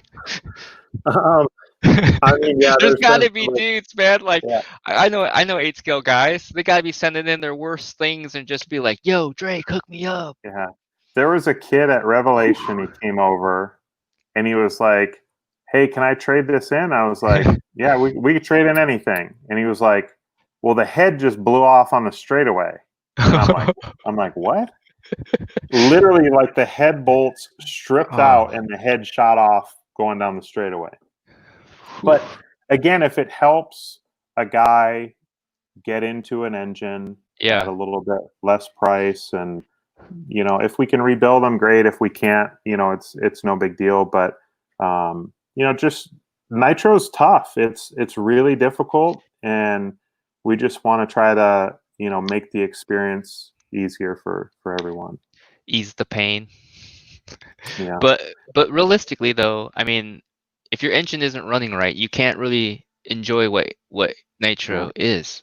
If you Yeah. have an engine that dies all the time, you're never really going to experience what, the greatness of a 8 scale, and I think it Yeah. is different from 10 scale, and I think there's a side that, you know, um, really fulfills what 10 scale doesn't have. The pit stops, the strategies, the tire Yeah. stuff is much different. The cars are, tracks, the size, the magnitude, everything's kind of amplified a little bit. So but if you have an engine that doesn't run very well or constantly gives you problem, or you don't know how to tune it or how to get it maintenance or running in tip-top shape, you're never really going to experience and have a good Yeah. time running 8 skill. So the Yeah. engine trade-in program is definitely, hopefully going to alleviate some Yeah, of those and headaches. even just service, like if guys just need the piston sleeve resized or need bearings and they don't have the tools to do it, we do that as well. So just pretty much top to bottom, I guess like a full service Yeah, nitro engine crazy. shop in a sense. Yep. Like even with the break-in stuff, like my plan or goal was never, hey, we're gonna start breaking in engines for a bunch of people. Like I was like, I tune enough engines at the track. Like I don't need to also break them all in. But Yeah. where it really like hit home or sunk in was when I first bought the first break-in machine. It was purely to try to like improve my own engine program. Like, is there added performance? Is it going to make it more enjoyable for me, to where I'm not having to just blubber around an engine? And during that process, I was breaking in engines for a few guys locally because I was testing different processes, different oils, cycle times, temperatures. What were the um, what were the kind of measurements where the engines needed to be run in to be safe to run on the track. And one of my buddies, Shane Simmons, he kept pushing me. He's like, man, you've got to do this. Like, I don't care what you charge. I'm never breaking in an engine the old Mm. fashioned way. Like, and I'm like, don't worry about it. Like, you've helped me through this. Like, I'll keep breaking in your engines. And he just kept kind of pushing me. And he's like, look, man, this makes the nitro experience so much easier and better for people. And Yeah. that like a light bulb went off, and I'm like, okay, this is yes, it's a business for us, but it's, again, you do a little bit, you help, and it goes a long way. So I think ultimately this is just a way to give back. Yes, it is a business and we do make money off it, but it's the bigger picture is it's helping make nitro easier and more enjoyable for everyone. Yeah, for sure. I mean, if it is a business, which it should be, it has to be profitable. You have to make a Yeah. profit. That's just how Yeah. businesses work. But it doesn't mean that you can, you don't have the way you handle your business, and the purpose of it is, obviously, and this is to be to help out 8 scale and be more enjoyable for people that are into 8 scale. Yeah. So great cause for sure. All right, so we got another question here. Jason Schreier, what do you think about the Hootie break-in stand that uses a prop? I mean, it's kind of like the old school way. If you want to burn fuel and you want it to be super loud, you can still achieve good results on the track. But again, like if I'm going to burn fuel and I'm going to have to listen to an engine and smell the fumes, like I want to be doing laps. So Mm, it's I think like the break-in stand would almost be good, like just as you could probably learn to almost like bench tune your engines, like before putting them in your car. But for me, if I'm going to have to listen to an engine and everything like that, I'm going to just put it in my vehicle and start running it. gotcha. Here we go. Tom Rendernecht. He was at P&B. I was helping him out. He sent out an engine already, man. This guy's on it. Like I said, he had a tough weekend. Yeah. and he came out actually more motivated. So he's already put in some orders and like Yeah. getting more Yeah. stuff He together. messaged me yesterday, and he's got his engine. He's sending it in so I can check it out. Maybe resize the sleeve and put some bearings in it. Yeah, so he's on the path to try to make his next event, which could be Wicked Weekend. I Yep. know that you're heading out over to the Mugen Challenge, which is I think a week after or a week before. Week after. Yeah. The week Yep. after, are you going to be able to do both races or just the Mugen? I'm not sure yet because for the Mugen Challenge, I normally go in early and I Mm, do a clinic before the event, and then we do like a dirt oval race before the actual off road portion kicks off. Um, Depending on how everything goes, yeah, it's possible to do both the Wicked and the Mugen Challenge, but most likely I'll do just the Mugen Challenge, and then Ryan may do both or one or the other. yeah, we got to figure out back to back is gonna be pretty tough. This is a Yeah. funny comment. I just got read and it's like, Mom, what are you doing in here? When Mom's checking out the Adam Drake, dude, Adam getting some knowledge dropped on her by Adam, man. That's what your mom's doing. She's gonna start pitting for people and figuring out how to tune some She's engines. figuring out that's kind of not you don't see too often um as a female pit person. When you see it once in a while, so maybe mom's trying to get some knowledge so that she can Yeah, tune your engine so you can go out there and perform better, Jason. yeah, So yeah, so we're here for knowledge. And then Adam's putting it down. I definitely want to thank him for all this stuff. I mean, it's kind of a little bit all over the place, but there is a kind of a structure. So now we're gonna finish talking about trade-in, the break-in methods, the trade-ins, what Adam's got going on. So his basically kind of a non-stop shop if you want to get your engines and 8-scale engines tuned in, resized, broken in, all that good stuff. So reach out to Adam if you have any break-in or trade-in questions. But let's talk about tuning. So I know you covered a little bit. You talked about you like to adjust the low before the high. What's the proper order of tuning for you?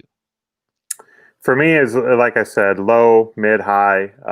Some guys do it totally opposite of that, and as long as you're paying attention to the sound and the feel, I guess you could, there's no, it's not like you're trying to get to this final destination of like the perfect tune. There's more than one route you can take to get there. Mm, But for me, what I think is the safest is to start with the low and mid, make sure that it has a really clean pull. From there, I would then adjust the idle, because if you make a drastic change, if you lean out the bottom, you may have to reduce the idle gap. If you rich in the bottom, you may have to increase the idle gap. And then from there, I would move on to the high speed. okay. And But what's the but oh, like what we touched on earlier too, with like the tune, is something to pay really close attention to is also your clutch setting, because there's a lot of like kind of crazy and adjustable clutches out there and stuff like that. Like it's the majority of the manufacturers make clutches that work really good. I primarily now run the ProTech clutch for buggy, the OS clutch for truck, but just make sure that whatever setting you're using on your clutch, that it's usually pretty standard. It's not like one track you're going to run 0.9 springs and the next track you're going to run 1.1 springs. Like for the mm, most part, you're usually within like one spring tension. Some guys like all aluminum, some like carbon, but definitely make sure like when you service your clutch, you pay attention, kind of push on the shoes, snap the shoes back, make sure that the springs still have good tension on them, because that can affect your tune quite a bit. oh wow. And also like your air filter can affect your tune if it's a track that's really dusty and you go out and you practice and run, tank after tank, come in, shut your engine off, go to run the next time. It's going to be rich because all that dust and dirt has clogged the filter, which is going to reduce the air and make the engine rich. Mm. Wow. Okay, I didn't know that actually. Yeah. So Yeah. On some clutch. tracks like PMB, you know, if you were, I guess, riding the cushion, your filter was getting dirty, but for the most part, with a little bit of water and stuff like that, you could run a filter for a long time.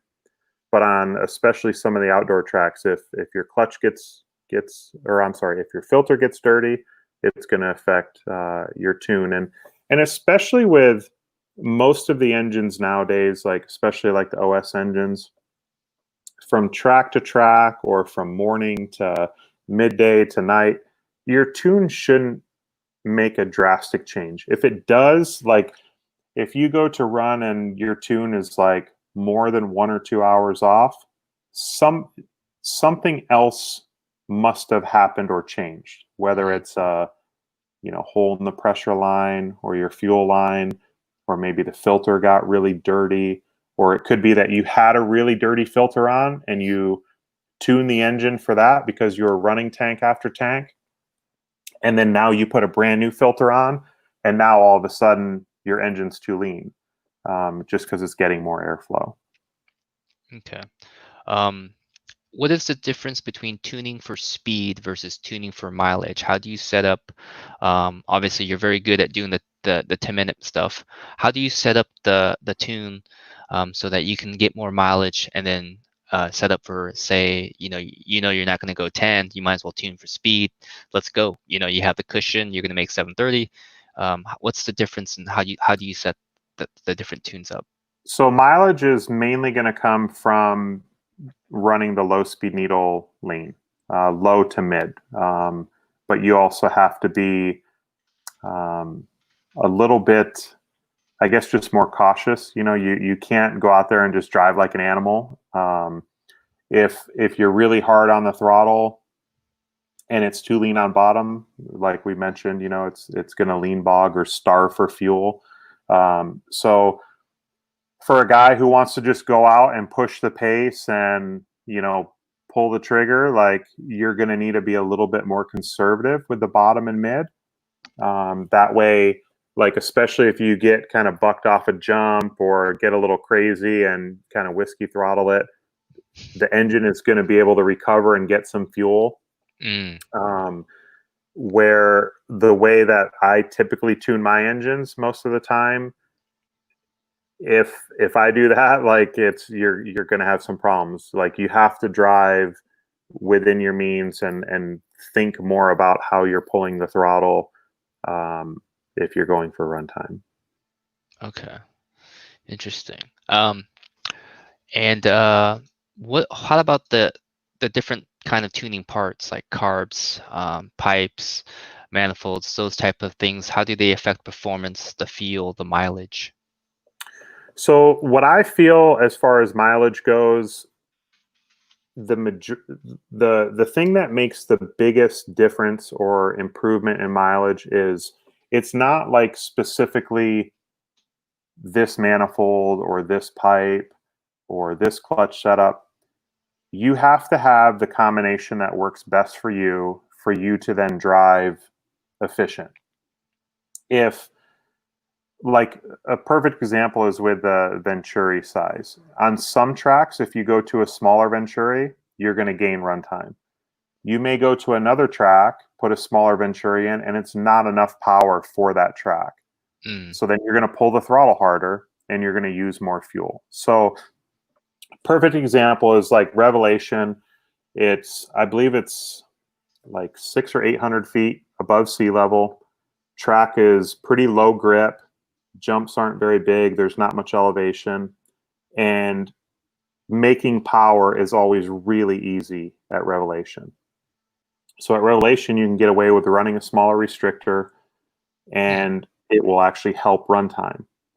If you then drive 45 minutes away to Thunder Alley, you're at 2,600 feet. The track has a lot of elevation, hills that you're climbing, a bit more technical jumps. Track has more grip. If you go to a smaller restrictor there, you will almost always lose runtime. And it's because you're already struggling for power a little bit because of the elevation, the grip, and all those things that I mentioned. And at the end of the day, the runtime is going to come from pulling the throttle Mm. smooth and efficiently. So I guess the general rule would be smaller restrictor, more runtime, but that can throw you for a loop sometimes. And the same would kind of go with like pipe and manifold. Like the general rule of thumb is shorter the manifold, less bottom end, more top end. Longer Mm. the manifold, more aggressive it is on bottom, less top end. But it depends on the track. If you're on a track that has a lot of jumps, like right out of corners, a longer manifold is going to be more efficient. You're not going to have to, pull as deep into the throttle to get over some of those jumps. And the opposite would be if you're on a track that's like really big and high speed, if you have a shorter manifold, you're going to have more top end. You're not going to have to hold the throttle on as much, and it'll be more efficient.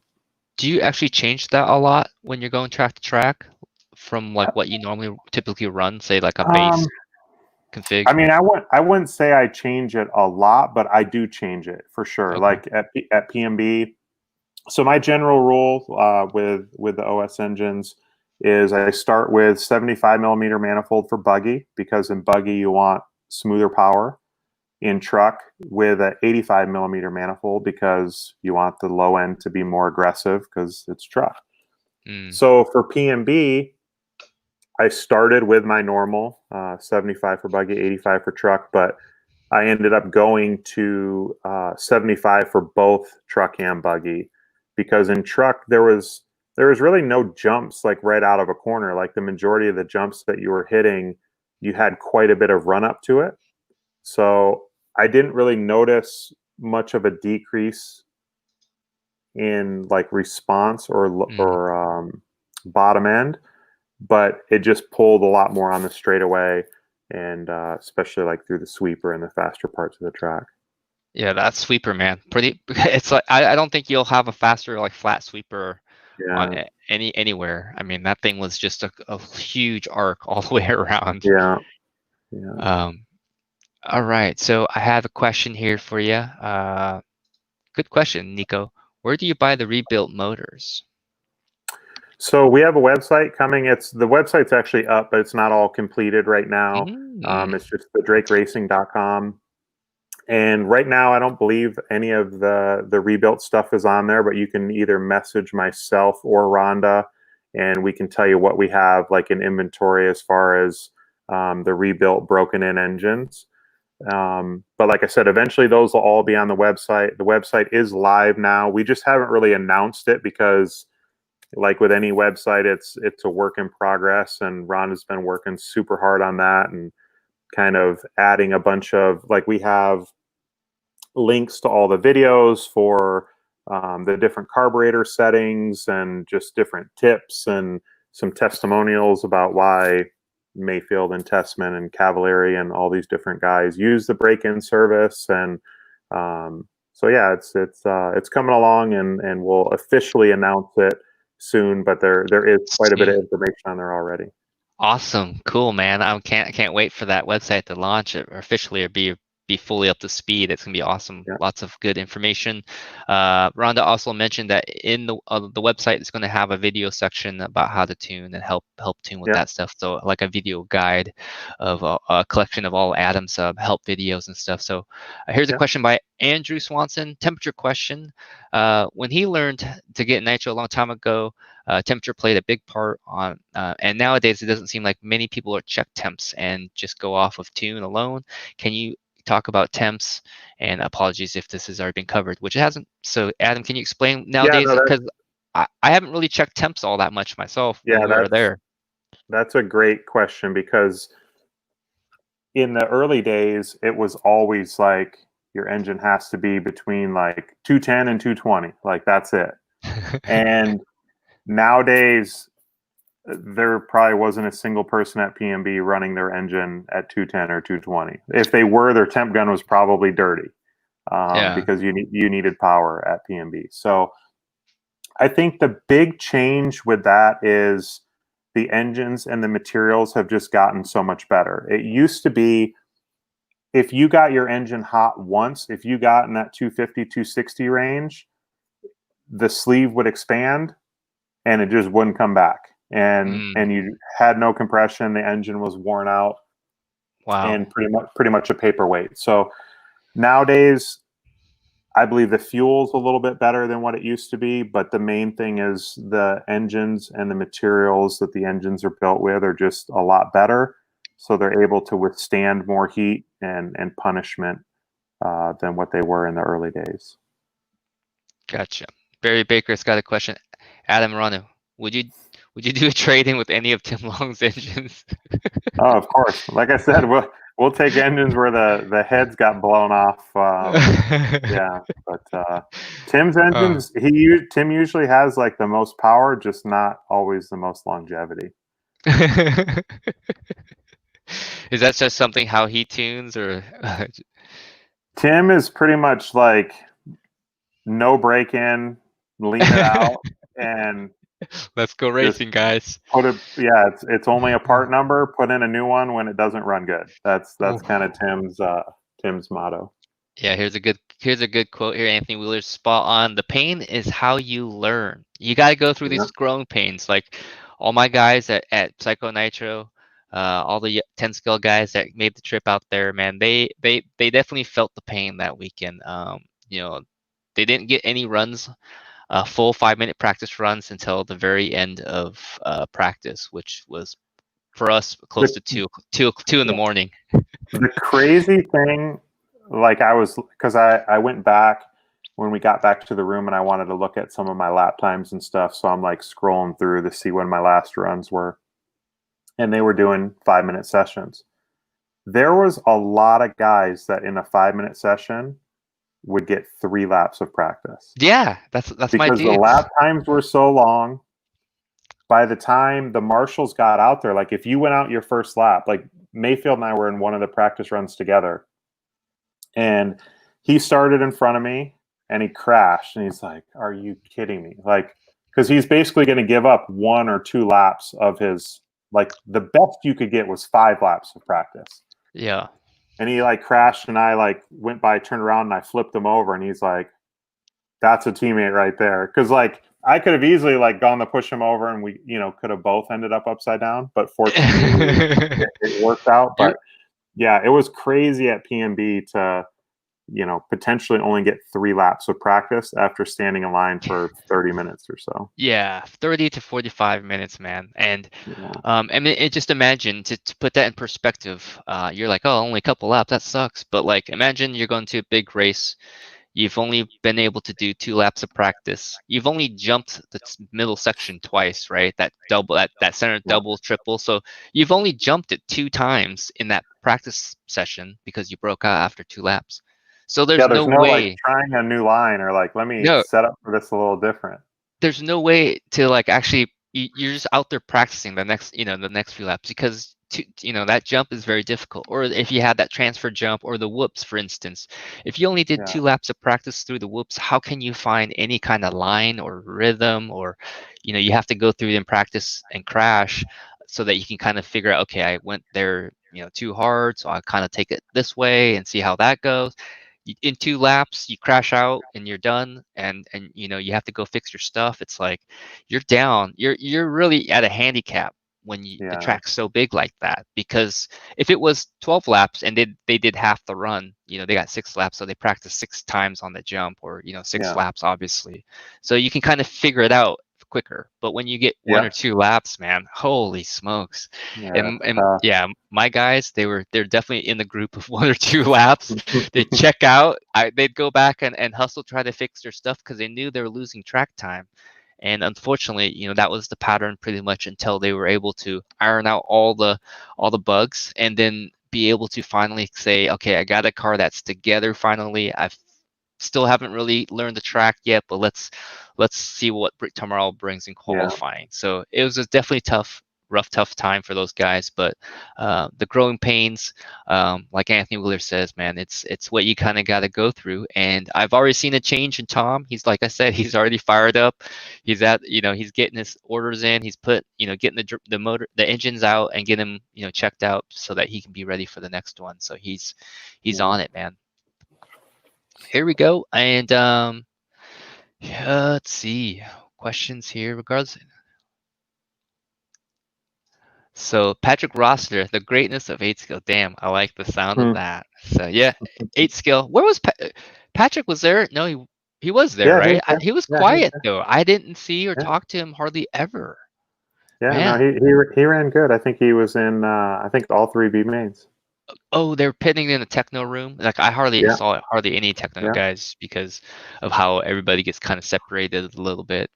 Um, All right. So the next topic I wanted to talk about is now. So we got through the break-in, the trade-in stuff. We got through the order of tuning and tuning speed versus mileage. We talked about cards, venturis, and how they affect performance, manifolds. And now let's talk about the maintenance side of the 8 skill engine. What is the proper maintenance schedule? Before going to a big race, like how do you know, okay, this engine needs, I need to start changing something on this engine, or the sleeve or the piston, the rod, or the bearings? How do you know these things are starting to fail, and so that you know how to, when to start to do the maintenance? So the big thing is like if you're not having a problem, if everything's running perfect, like don't freak yourself out like looking for a problem essentially. Like I've done a video on like basically holding the flywheel and if the engine will hold itself up, it still has good seal and good compression. Well, after doing that video, I had guys like messaging me like, my engine won't hold itself up. I need to send it to you. And I'm like, well, wait a minute. Like, is your engine running good? They're like, yeah, it runs perfect. And I'm like, well, then don't worry about it. Like once you start to have a problem, like obviously if you're going to a major race, you want to run an engine that, doesn't have 20 gallons on it and, has been running good locally. But Okay. as far as like maintenance schedule goes, like if you are running a good fuel, you change your filter often. When you're done running and you're gonna like basically store the engine for more than a couple weeks, you use some after run oil to kind of Okay. lubricate the parts inside. There's really not a ton that needs to be done to the engine. The problem is most guys will go to like a PMB. They have a fairly fresh engine, runs good at the race. They come home, they're exhausted. They need, time to recover, catch up on Yeah, sleep. I They, definitely needed that. they put their stuff to the side, and especially on the East Coast because of the humidity, Mm, it's really important to again use after run oil. But a lot of guys don't. They again with the East Coast guys, like they may not have races every weekend because it seems like a big portion of the guys they do the 4 or 5 race time events and then only a few races in between that. So right. Yeah, I think most that's of the, pretty common. yeah, most of the guys, they have a month or 6 weeks in between races. And if you come home from PMB and you're not going to touch anything until Wicked Weekend, then it would be a good idea to again use after run oil. If the engine ran perfect at PMB, there's probably not much that you would need to do before Wicked Weekend. Mm, Um, but you have to pay attention to basically with the bearings. If it's making any noise, it's coming from the rear bearing. If it's leaking, it's coming from the front bearing. So mm, if you notice okay. any leaking, if it's becoming difficult to tune, maybe the idle's a little bit erratic, it could be that the front bearing is just leaking a little bit. Um, and then with the rear bearing, if it's making any noise, like if it's just the start of making noise, it may cause no problems. The problem is then when that engine sits, the problem's not going to go away. It's only going to get worse. So basically, the noise is coming from the balls are rolling on the inner and outer race, Right. and the noise is coming from when either the inner or outer race is starting to get pitted. So it's basically like a road with a little pothole. Well, as as the balls continue to roll through that pothole, the pothole's getting bigger and bigger. The noise is getting worse. The tune's going to get harder to kind of keep under control. But the biggest thing is as that pothole gets bigger, those particles are having to run through the engine. And if they Oh. scratch the piston, scar the sleeve, you then don't have seal. So if you start to notice any difference in the pitch of the engine, especially like at idle, like before your race, you're getting ready to tune your engine to go out on the track, pay really, really close attention to the idle. And if the sound isn't really clean, if you start to hear a little bit of like kind of rattly or raspy sound, first I'll just take like my tuning driver with the rubber end on it, kind of push on each of the fins, because sometime it could be like a fin on the engine is cracked. Could be making a similar sound to a bad bearing sound. Or you could use a glove and just kind of grab the head. And if it is making a little bit of a different sound, stop, replace the bearings right away. Because again, if you catch it early, you're going to cause no problems. Everything's going to be fine. Put fresh bearings in and you're good to go. But if you keep running it, you can eventually do a lot more damage to the engine. So it seems like an 8 scale, you have to really have a pretty trained ear, because a it lot of is, things yeah. that And that's, a lot of things that is happening, you can't really see, and but you can hear or kind of hear the start of a problem. yeah.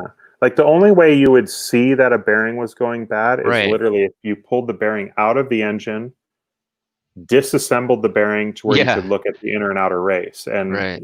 you're not going to do that just to check to, No. to see if it's okay. So yeah, it's really just paying close attention to the sound.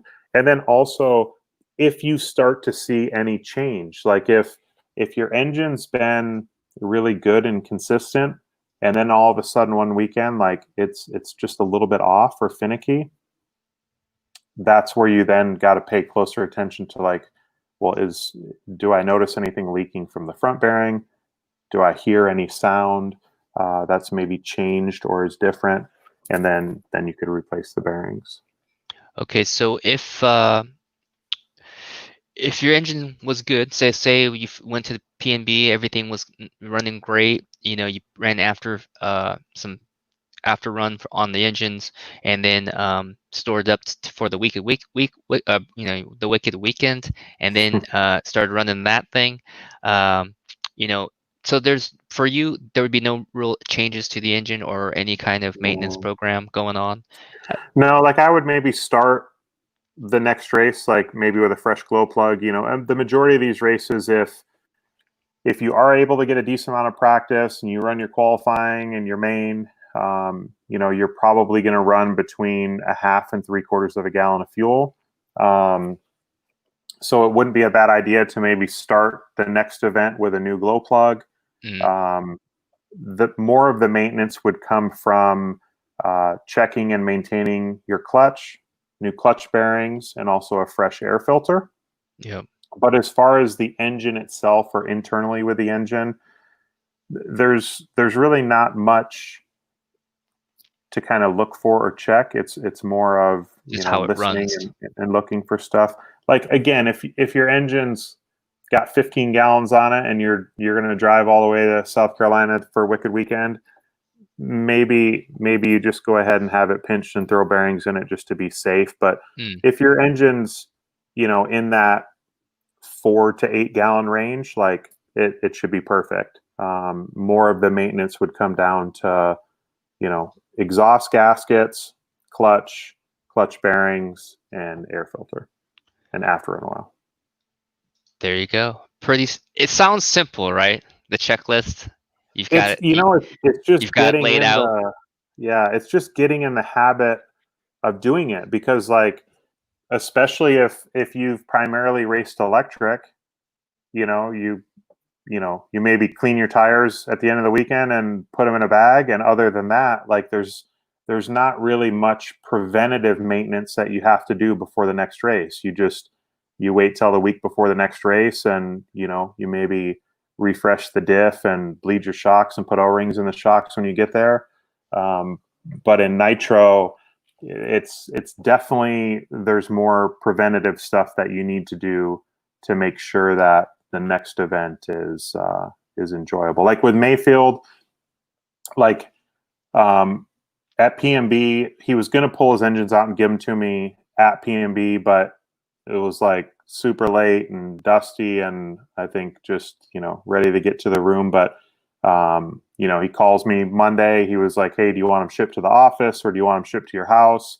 And like with his engines, because he's not going to put after run oil in them and do the things that he should, you know, he'll send them to me. I'll just kind of do a once over.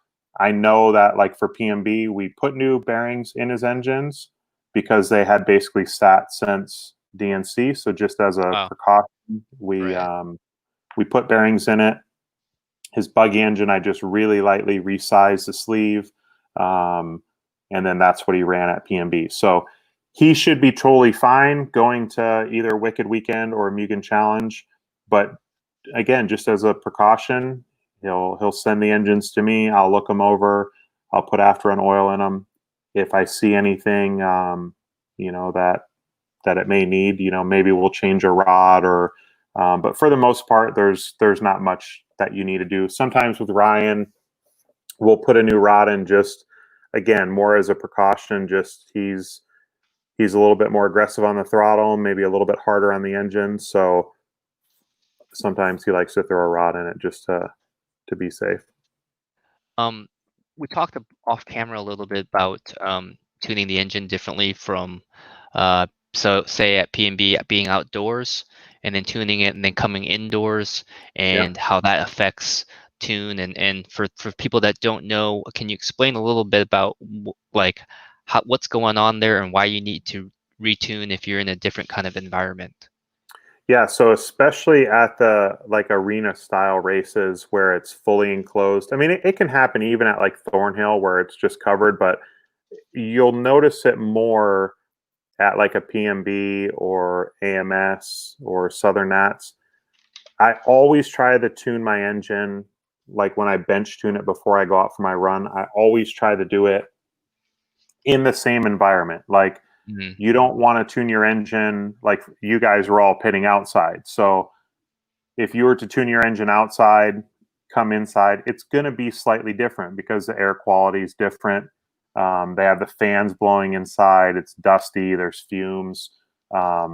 So you're going to come in. The air quality is not as good. Your engine's probably going to be a little bit rich Mm. compared to what it would have been with your tune outside. So you just got to. It's, you know, it's things that, you know, you maybe wouldn't think of, but um, you have to kind of like identify when you have one of those problems. You know, when you bench tune it and you go out and you're like, man, I tuned it right before my run. Why was it rich? When I then hit the track, trying to kind of realize what were the variables that changed from when you tuned it to when you hit the track, and you know, just trying to always tune where you're going to be running, not you know, like outside by your trailer and then coming indoors. Yeah, Tebow made a comment, I think, on his Facebook after round one to round two of qualifying. He was kind of setting up his car in the AC room, and then he would come out and go race, and his car was kind of weird. You know, Mm-hmm. there's a difference when you're sitting in AC and then you come out and it's hot and humid Yeah, and you're instantly sweating. And you know, you got to go race. The car's not up to temperature, right? Things are starting to heat up, and that kind of builds pressure in the shocks and changes the diffs a little bit from kind of thick to thinner, you know. So there is definitely a you got to pay attention to your environment yeah, that you're in. yeah, yeah. Definitely with nitro, there's definitely a lot more variables that can throw you for a loop. Man, okay, so we're gonna jump over the Q&A. So if you guys have questions for Adam, that's last minute. I'm trying to go through all of this stuff. There's a ton of highs and hellos and comments about being how awesome and congratulations, PMB and stuff. 40 plus winner, Adam Drake, obviously, rocking the show there. Congrats on the It win was, at yeah, PMB. it was funny with that because when I went to check in for Ryan and I, uh, Dave like read off the classes, and I was like, oh no, I'm not running 40 plus. And he's like, why not? And I'm like, there's enough going on. Like, I don't need to run the extra class. And he's like, well, are you willing to run it? And I'm like, I mean, I guess I can, but you know, you can go ahead and take me out. I'm not planning on it. He's like, no, I'll comp your entry. I want to hear some of the guys cry that you're running 40 plus. So yeah, so shout out to Dave. He gave me the 40 plus entry, and Oh man, he set that yeah. up for you. I think it's just, it's just part of the Psycho Nitro thing. It's like he wants to make it as exciting dude's and be crazy for everyone. dude's been crying on that one. I'm Yeah. pretty sure Paul Cicarillo was probably like, dang. Yeah, but actually, Paul came over. I think it was either the first round or second round. He came over. He's like, "It's not even fun racing you." Because yeah, usually it's Paul's the guy in there, Yeah, and then you jumped in and it's like, oh well, it looks like Paul's yeah, gonna be probably second place. But yeah, yeah, I mean it's always nice to have more competition, right? You gotta push yeah. yourself to get faster and faster. And yeah, you definitely raise the bar once you're in the 40 plus. Here we go. A question from Rhonda Drake. Talk about track layouts today versus old school layouts.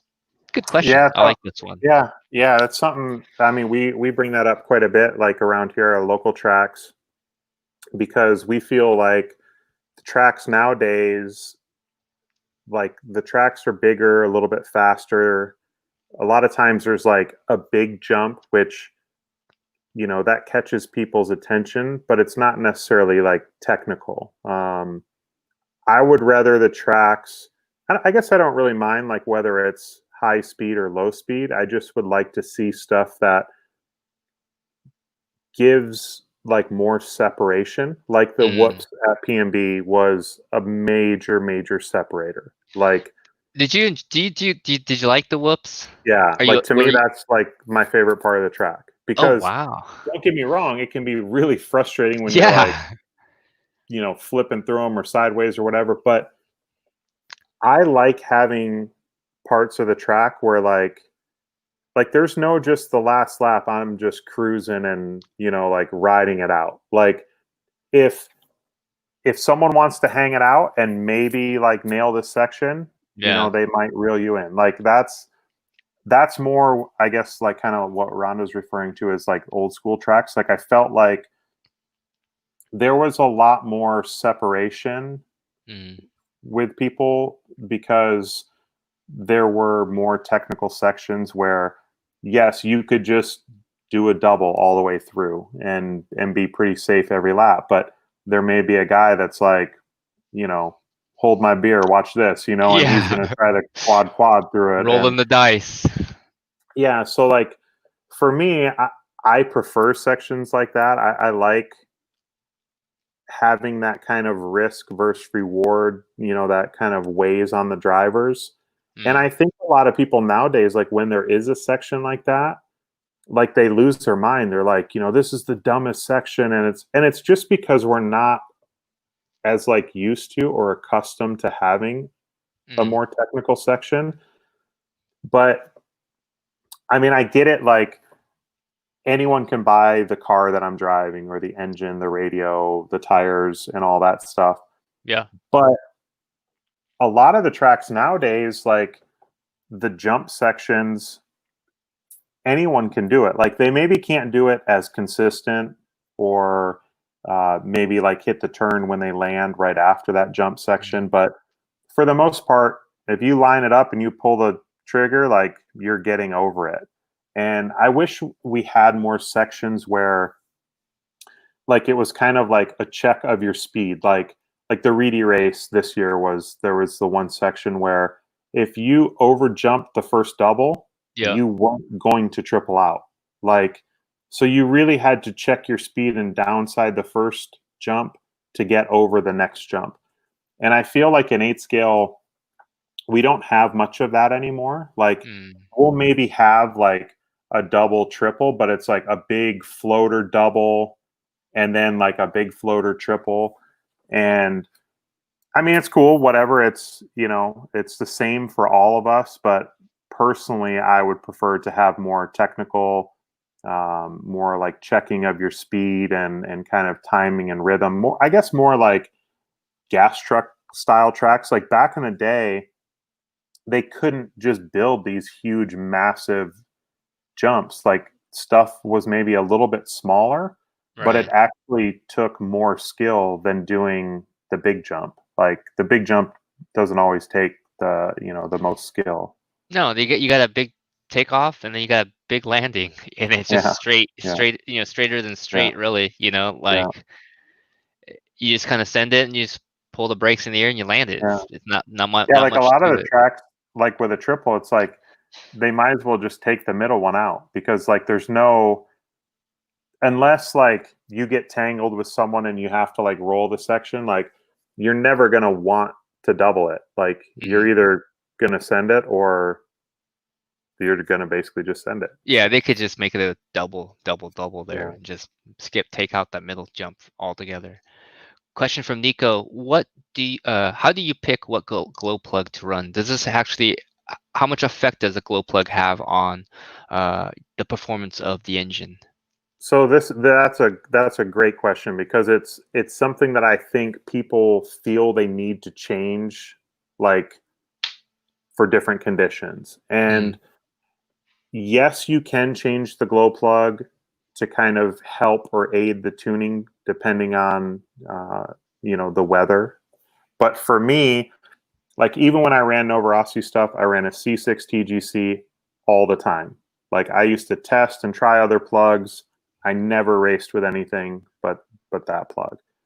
With OS, same thing. Like I've tested the P3, I've tested the P4. I even had OS make special plugs for me to test, but I literally run the P3 gold plug all the time in every condition, truck, buggy, doesn't matter because the way, like, yes, if you put a P4 in, it's a colder plug. You'll you'll have to adjust your tune slightly, but at the end of the day, like, so if I put a P4 in, it has a slower burn, so you can run it a little bit leaner. But at the end of the day, it comes down to how the engine runs on the track. So it's like I mentioned earlier, like it's not always just one map or one route to get somewhere. Like mm, you could run a P4 plug and be totally fine. You're just going to have to run a slightly leaner setting because the glow or the burn of the plug is not quite as bright as a P3. So mm. for me, I always run a P3 gold. It doesn't matter if it's hot, cold, humid, dry. And then I use the carburetor to adjust my tune to that particular plug. I think guys, they go, oh man, it's really hot out. Like, I need to switch to a P4 and think that by switching to the P4, it's going to just make their tune right. And it's not. You're actually almost confusing yourself more because now you have to readjust your tune to compensate for that plug. Mm. Um, so either a P3 or P4, and you'll be fine. For me personally, I like the P3. I think it's a little bit safer, like when refueling and stuff like that. When you take on a fresh tank of fuel and the engine loads up, plugs a little bit hotter, and it just makes it a little cleaner and crisper when leaving the pits. Gotcha. There we go. All right, Matthew Moore has a question. Basic question, but any question is a good question. Can you put a transponder inside the receiver box, or does it need to be on the outside in order to work with my laps? No, Well, you can run it in the receiver box. You just got to sometimes be careful because depending on the orientation of the transponder or like other wires in the receiver box, it it can it's best or normally is going to have a stronger signal strength if it's outside the box. mm, But yes, you can run it inside. Like in my e-buggy, I run it in the receiver box directly on top of my receiver, and I have no problems. So oh man, okay. I didn't know that actually would make a difference yeah, inside or yeah. out. Sometimes like if it's sometimes if it's mounted on like a carbon top deck, you'll have interference or not interference, but lower signal strength. But yeah, you could do either way. All right, so there, we just covered this a little bit here. Do you ever run different glow plugs like P3, P4, etc.? And if so, when and why? So Adam just covered your question. Yeah, Thanks. Yeah, it's honestly probably a very just a good question, just because there are different plugs out there. They're all kind of designed to do different things, but like you said, there's different ways to get to the end goal. You just yeah, kind of choose different pieces and tune different things in to get what you're trying to look for. So it's kind of nice to know that it's not all just like because it seems like for me in 10 scale, everybody's looking for the quick button, and everybody yeah, copies the same stuff. They just want the setup. Hey, what's the setup sheet? yeah, And they copy everything on that the pro has, and they put it on the car, and they're ready to go. But it seems like with 8 scale, you can kind of go change a few things or have a few different components, and kind of get around to the same end yeah, product, which is obviously a reliable engine, powerful, and fuel efficient, right? yeah, yeah, yeah. Especially like for 8 scale, like with chassis setup too. It's like in 10 scale, you're like chasing ball stud washers all day long trying to pick up a tenth. In 8 scale, yes, the setup does matter, but at the end of the day, you just got to kind of man up and grab the wheel and hang on to it. If you have a setup that you're comfortable driving, you just then got to generate the lap times by wheeling it. All right. And so this live show, we're just talking about the engine tuning and maintenance and the things that can affect your performance from the engine side. We're not even talking to Adam about the setup changes. Like 8 scale Mhm. setup stuff, which is a whole different. Yeah, Like hundreds of videos that you could do, yeah. talking The, about. the valving of your pistons and the MIP. Are you running the bypass with a Yeah, rebound or normal? Like, that yeah, was a big in my pits. That was the big talk, was if guys were running tapered down pistons, bypass pistons, regular pistons, 8 holes plus a bunch of other hole pistons. It seems yeah, like the whole 8 scale shock package, the fast race caps and this and that. It just seems like it's kind of the shock stuff is just everywhere and all over the place. yeah. All right, so we've got a few more questions to go through. We're gonna kind of close it down pretty soon here. Yeah, so you're Dale coming back Earnhardt. to TLR. So Dale Earnhardt of 8 scale racing, is he gonna come back to TLR? That would be awesome. Obviously, since Adam had a big part in the 8 scale development side of this, I'm sure it would be a fairy tale story to make that connection sometime down the road. You never know, you know what I mean? You never know what the future holds. I'm never going to say no to that. I don't know what the position is with everybody else, but it would be cool, obviously, to get that reunion. Kenwell did that. He went to, AE and back to TLR, and you Yeah, never know. I'm going to yeah. leave it open. I've seen a lot of guys chiming in on that. Yeah, like you said, never say never, but I'm super happy where I'm at. I'm super fortunate to work with a group of people that I work with now. I really appreciate and enjoyed my time at TLR while I was there, but I wouldn't change things at all, the way that they played out and the way that things are now, and happy to be with a group of people that I'm with. Cool. I'm glad you're happy. I mean, honestly, that's the most important thing. Okay, so a good question here. When is TLR going to leave, or going to leave? When is TLR going to leave Horizon and let the new X Truggy come out? I don't think TLR can leave Horizon because Horizon owns TLR, but I'll talk about the new Truggy a little bit. Yes, that is on the way. It's just a matter of time. I can't really give any specifics. You've seen it. Dakota raced it. We had three of the 4 trucks make the Nitro Truggy main. Dakota's had a lot of success with that already. TQ at the DNC, second place at DNC. TQ here at the P&B and converted to a win. So so far the truck has had a great stellar debut in its prototype form. This kind of reminds me a little bit about when we had the four-wheel drive. There was a buzz around the four-wheel drive, and then the 22X4, and when Dakota got that thing, was able to really kind of show the performance of the speed of the car and the platform. And it's kind of happening again with the 8XT here. So I'm looking forward to this thing coming out, because I'm looking forward to this thing coming out, so I don't have to answer questions about when is this thing coming out, man. So you don't have to answer questions that you can't really answer? I can't. I mean, I kind of know. I kind of know the time, but I honestly don't know the exact time.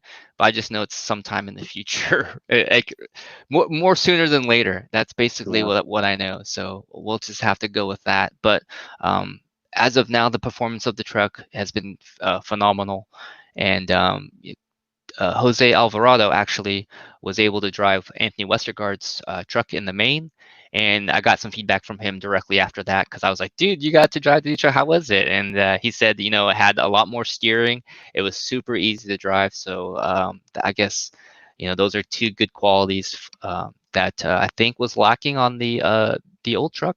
I don't know. I've never driven it. I haven't been around Dakota and the team so much to know much of the team's response to the old Truggy. But yeah, so far so good. But you'll have to hang in there just a little bit longer. It will be out, and I'm sure it's gonna be worth the wait. Adam, there you go. So the 82. Now this 82 engine, man, let's talk a little bit about this, just because it has become basically the pro's choice. Like, if there's such a thing, it's become the pro's choice for guys that don't have a direct engine sponsor. This is the engine that people want to run. Yeah, it's kind of funny, because when OS reached out to me and they said they wanted to do, like a signature edition engine, they asked kind of what I was looking for, what I wanted, out of an engine.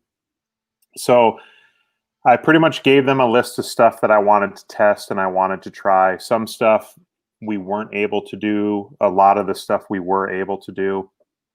And we spent a lot of time like just kind of bouncing ideas back and forth. And I spent a ton of time at the track. And when I finished testing, this was originally with the AD1.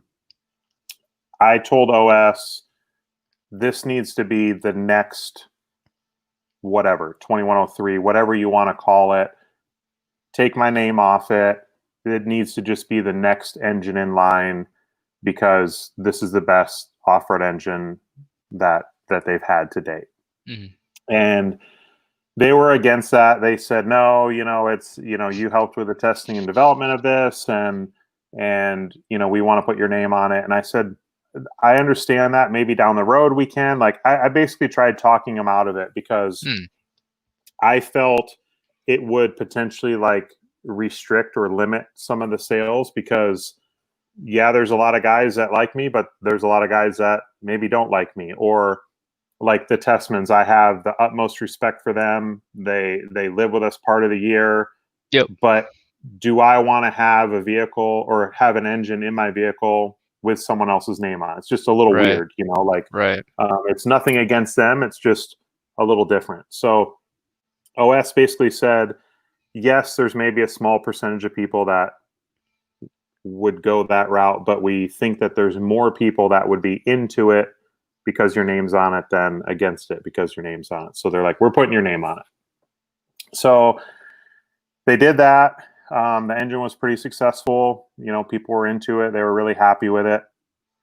And we started working on version 2 about a year later, and kind of stumbled onto a few things actually from me doing other testing for them for a different engine.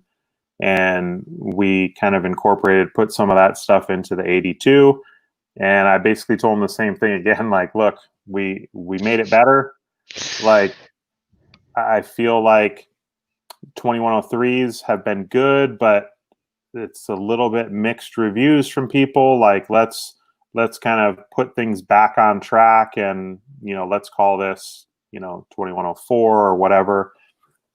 and they were like, no, not going to happen. It's going to be 82, which for me, that's cool. Like, Yeah. I like No, that it that's has my name on it, but from a business standpoint, it's a company that I race for and work for, and I want to give them the yeah. uh, most potential that they can get out of their product. So um, they went with it as 82, and yeah, it's been really really awesome. People have been super into it. Um, Even from OS, like they send me emails from time to time where it's from dealers from all around the world, where dealers are telling them this is the best off-road Yeah. engine you guys have ever produced, and super excited about it. So yeah, it's been really good. We have some other exciting news coming soon. Not in the sense of like a new um, new design as far as the 82 goes, because obviously the engine's still really really new, but we do have some stuff in the works that always trying to progress, make things a little bit better, and make people happy. So yeah, it's been So good. it's Ty has his Truggy motor, right? They have an OS He Ty actually edition. has Yeah, so he actually has a truck and a buggy engine. Okay. So he has the Tie 2, and then he has the 110% engine. Oh. The difference, though, like with the 81 and the 82, is so in the past, anytime OS has done an engine, like a signature edition engine, it's been based on an existing engine that that person uses. So like Mm. back in the day, there was like a Hara engine, which was, I believe, just a Spec 2. The Thai engine is a 2101. The 110% engine is a Spec 2. So other than the cooling head and like some graphics, it's been a standard engine that OS already sold. With the 81 and the 82, they're engines that have never been produced as something else. And it's an exclusive deal where, like, obviously OS OEMs engines for a lot of people, Flashpoint, Ninja, Block, all these different Yeah. companies. And when they do that, they allow the companies to basically pick from their catalog and put their name on it. Well, with the 81 and 82, that's not the case. It's under the OS uh, umbrella only. It's only sold as OS. It's that configuration. It's a configuration that, in both cases, was not used as something else and then just put my name on it. So it's not necessarily a complete new engine, like it uses a 2101 case, but it has a brand new crankshaft, brand new sleeve. So it does share some things, but it's its own configuration that kind of makes it unique. Yeah, it's been both of the engines what I've seen and been around the guys, like the guys that don't have, like I say, a paid sponsorship or professional driver that Yeah, isn't sponsored by the mid-tier guys, Lee Setzers, the Jackson Brunsons, the Tom Rennernecks, those yeah, guys they're all electing to go with the 82 and the Ty Testament motors. They've just been phenomenal from the feedback that I've heard, yeah, and the performance on the track. And that's the same thing that Dakota's running too. So yeah. it's been, yeah, pretty lights out. He's been happy with his stuff. Both of them it's been phenomenal performance, and he came from having, I think, Pico before, was it? So I think at the end, yeah, it was Pico. He was, I think, Orion at one time, Reds, Yeah. and then Pico at the end. I mean, it's kind of funny. There's like a little saying. It's like OS it and forget it, because it's like you put an OS in and you just kind of forget about like having tuning headaches. Like for sure you can Yeah. still miss the tune, but with OS engines, the tuning window is so broad compared to other engines that even if it's really rich or if it's too lean, like it's still going to run. Like Right. maybe you don't have the perfect power band that you want, but if you're running OS, you kind of forget about that one aspect that could be a headache for you. Okay, there you go. Good question for Mark Heatherly. How do I send my engines in from Bermuda? Yeah, just shoot me an email and I'll give you the address, or you can go to the website and all the information's there. But yeah, I mean, obviously the shipping, may be a little bit of a challenge, but I mean, honestly, I have people that send in engines from all over the world. So the majority of the support is from the U.S., but I have guys sending in engines What's from some all over. what's some of the coolest places that you've sent engine to? The Philippines. Actually, a cool story with Edward CEO from the Philippines. He Yeah. had me break in an engine for him. Actually, originally I broke in 2 engines for his buddy Ish. And Ish has been full-time electric guy, total newbie to nitro. So Ish goes to the track and he's out there running. He's just running tank after tank. And Edward's like, like, dude, your engine runs like perfect. He's like, yeah, I sent 2 of them to Adam to break in, like, because I don't know what I'm doing. So Edward's like, it must just be like, fluke thing, you got lucky. And he's like, well, let me buy your second engine. He's like, no, I'm not selling it. Like, this is my backup. And he's like, well, I'll get you another one. We'll send it to Adam, but I want to see, like, are both engines as good? So Edward puts it in. He's like, man, the engine's awesome. So he bought a break-in machine. He was like, it's got to be this machine. Like, so he orders up the machine, gets a machine, breaks in 2 or 3 engines, and he's like, they're not the same. Like, what am I doing wrong? And I'm like, well, it's a whole process. Like, the machine doesn't do all the work. Like, if I go buy a Haas CNC machine, like, I'm not going to just make cool parts. Like, Yeah. you got to know what you're doing. So Edward was like, well, you want to buy my machine? And literally he broke in like a couple engines and he sold me his machine, and now he sends me all of his engines to break in from the Philippines. So yeah. I've actually acquired a couple of machines that way. Another one from a guy in Canada. Similar type of story. Yeah, I mean, it's not just like you plug it up and then you turn it on, and then next thing, voila, you get this badass engine ready to go, like all kinds of horsepower. Not that easy. Yeah. There's like, I'm sure there's different like types of oils. There's different types of time, temperature, different types of secret process, right? Like it's kind of like the Colonel's recipe, kind of, it's top secret, right? Yeah.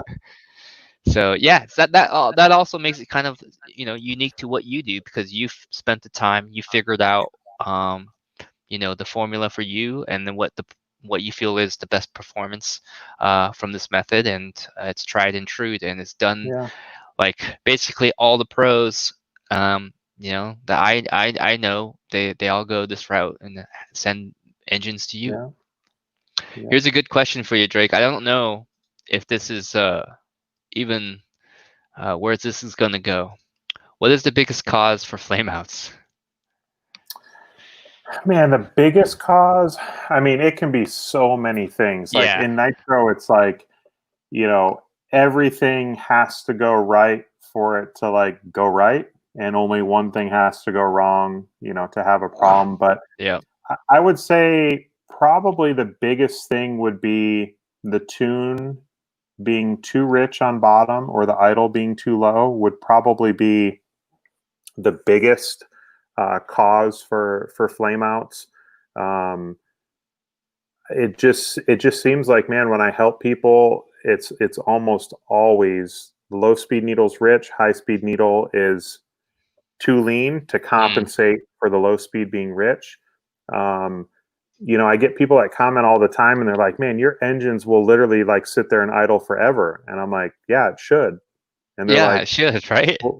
Like, what do you mean? I'm like, if it won't sit there and idle and it loads up and dies, it's being fed too much fuel. Like, it can't burn that fuel fast enough. So lean it out. Yeah. But it needs to be leaned out on bottom, not out on top, because most guys they don't even care about power band. They just want it to like haul ass down the straightaway and, you know, Yeah. race their buddies. So I would say the biggest cause would be either the idle's low or the low speed needle is too rich. Too rich. There you go. Here we go. Wrong tune or idle setting. Wrong. Okay, so this is a weird. Wrong tune or idle setting wrong or low compression motor. So how does this all play an effect in terms of getting your engine tune? Yeah, so I think that was more like I think he was trying to almost answer the last question as far as idle setting being too low, the tune Mhm. being too rich, or low on compression. Yeah, so like if your engine's flaming out a bunch and you know it's super old, it's probably the Probably old cause is motor. being, you know, just old motor, low on compression. If the engine's in good shape and you're having flame out problems, then it, you know, back to the previous thing, probably Okay, rich on bottom or idle being too low. there you go. Good trading question here. My friend Roger's engine has a hole in his piston. Is it okay? Can I trade it in?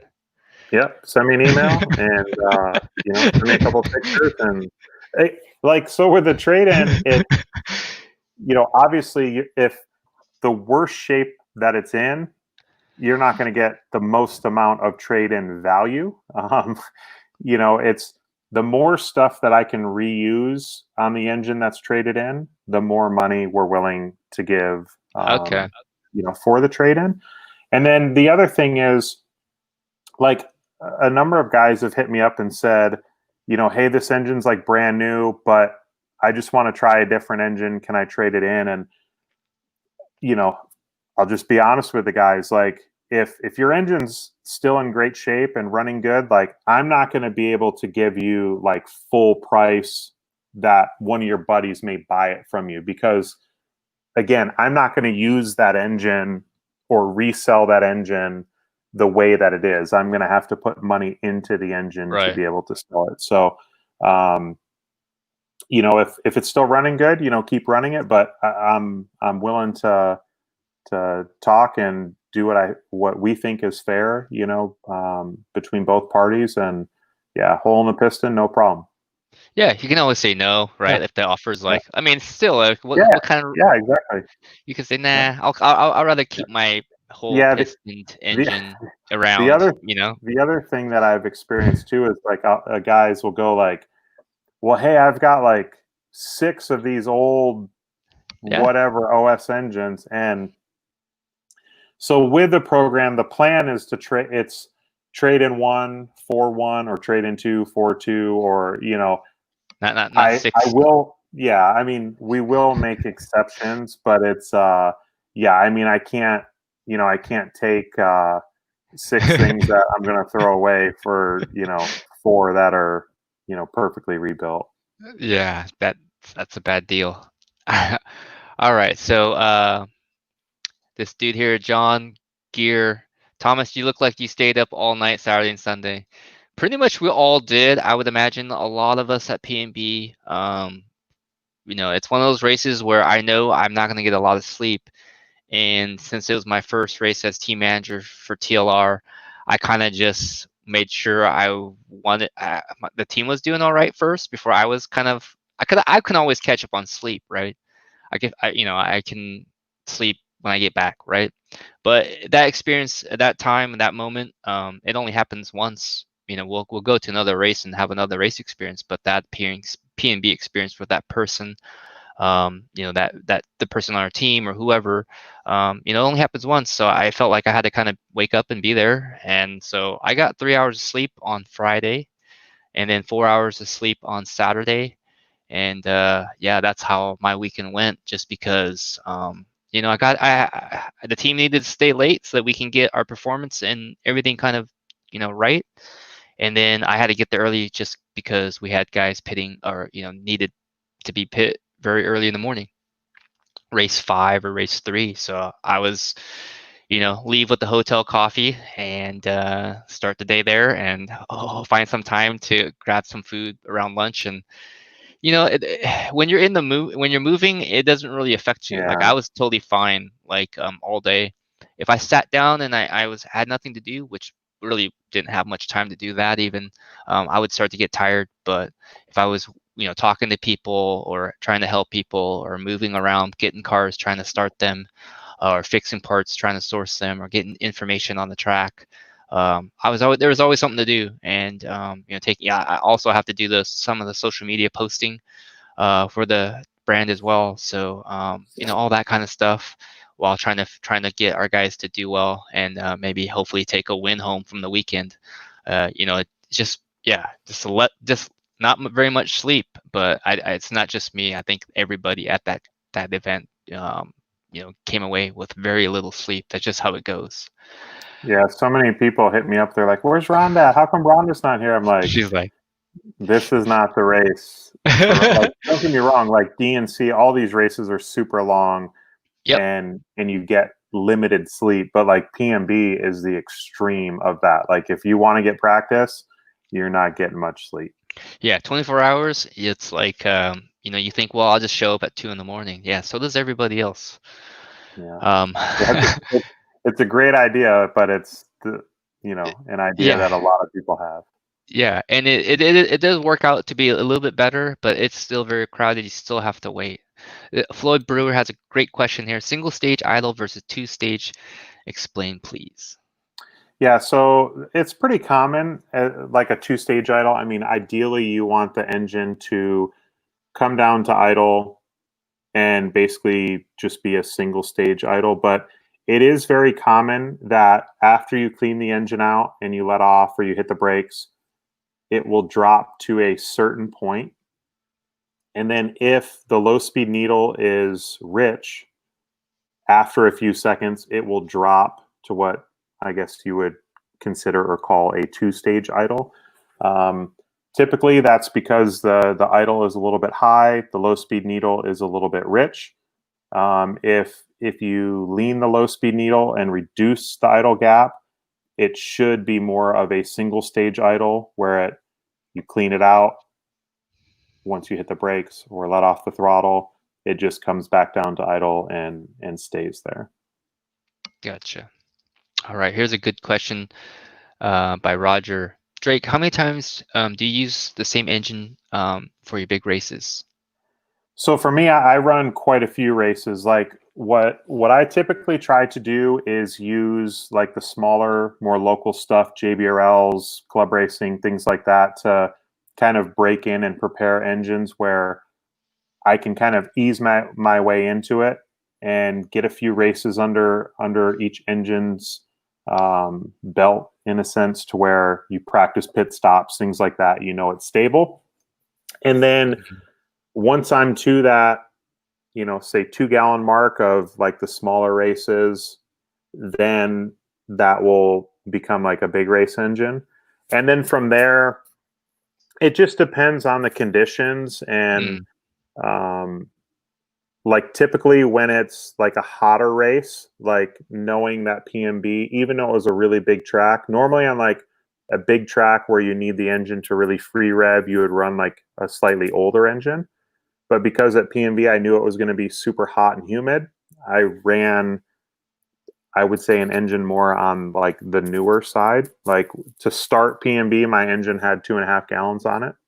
Okay. So I finished the race with 3 gallons. But from there, like my PMB engine, it ran perfect. My runtime was good. Tune never had any problems. Like that's now like a full race engine. So I won't like, I'm club racing this weekend, I won't use my PMB engine for that. Like that engine will be kind of set aside and saved. And if you, obviously not everyone can do that because the engines are expensive, but for me, I'm fortunate enough to be able to kind of set aside and save engines. And then I'll use that engine. I don't really have like a set number, but I would say I'll use like my PMB engine probably another 5-6 races, as long as I'm not using it a bunch in between those races. And then once I get to a point where I feel the engine's maybe a little bit tired, it'll kind of go back to being like Practice a club engine. race practice type engine. But even though I race a ton, I don't really go through a ton of engines. I think people, like when they hear you say like, oh, I don't really temp my engines, they're like, well, it's because you get them for free and you just put a new one in every race. Like, I don't want to put a new engine in every Yeah. race. Like I want an engine that's in that, I would say like the sweet spot is like the 2 to 8 gallon mark. And Okay. then so like the first 1 to 2 gallons, it's like you're being a little bit conservative. From 2 to 8, you're getting the full performance out of it. From like 8 to 10 or even 8 to 12, like the engine will still be really strong, but you're getting to the point where you're like, it's got quite a few races on it, and you're not going to want to show up at, a major race, really much past that point. Gotcha. Good knowledge right there, because yeah, I mean, I don't even know how many times you run these things and how Yeah. what's the peak life performance of the engines or how long that is. So good to know. 2 to 8 gallons, quite a lot, long life, to be Yeah. honest. Yeah, and again, like 8 gallons isn't like the end of the engine's life. Right. Those are just what I would say would be like the peak, like your peak years, like Yeah. of the engine.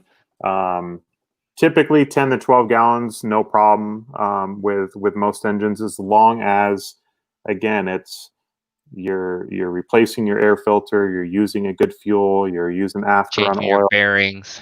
changing bearings if needed. Yeah. Like for me, like I mentioned earlier, like with Ryan, like we'll change bearings every race or every couple races just to be safe. Like I'm really, really good about taking care of my engines, and very, very rarely do I ever change a bearing through the Mm. whole life of the engine.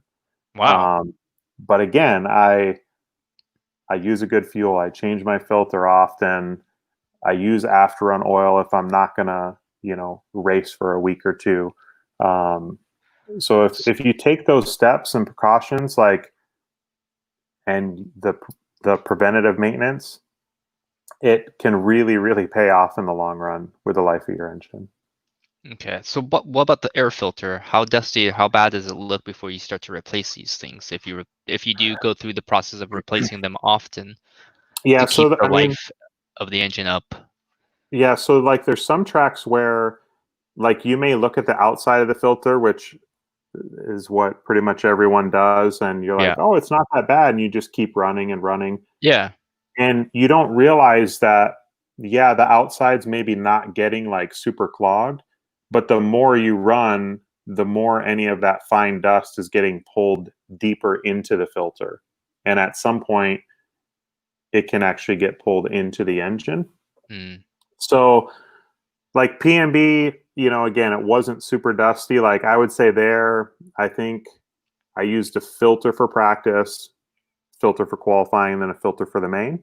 Mm. Um, but if it depends on the track, like I mean, if I go to a club race or like a practice day at Revelation, like I may use 6 air filters, which seems like extreme. You're like, are you kidding me? Like, it's crazy. But again, when you have a $500 engine that you spent a bunch of time to kind of break in, and or money to have broken in, Right.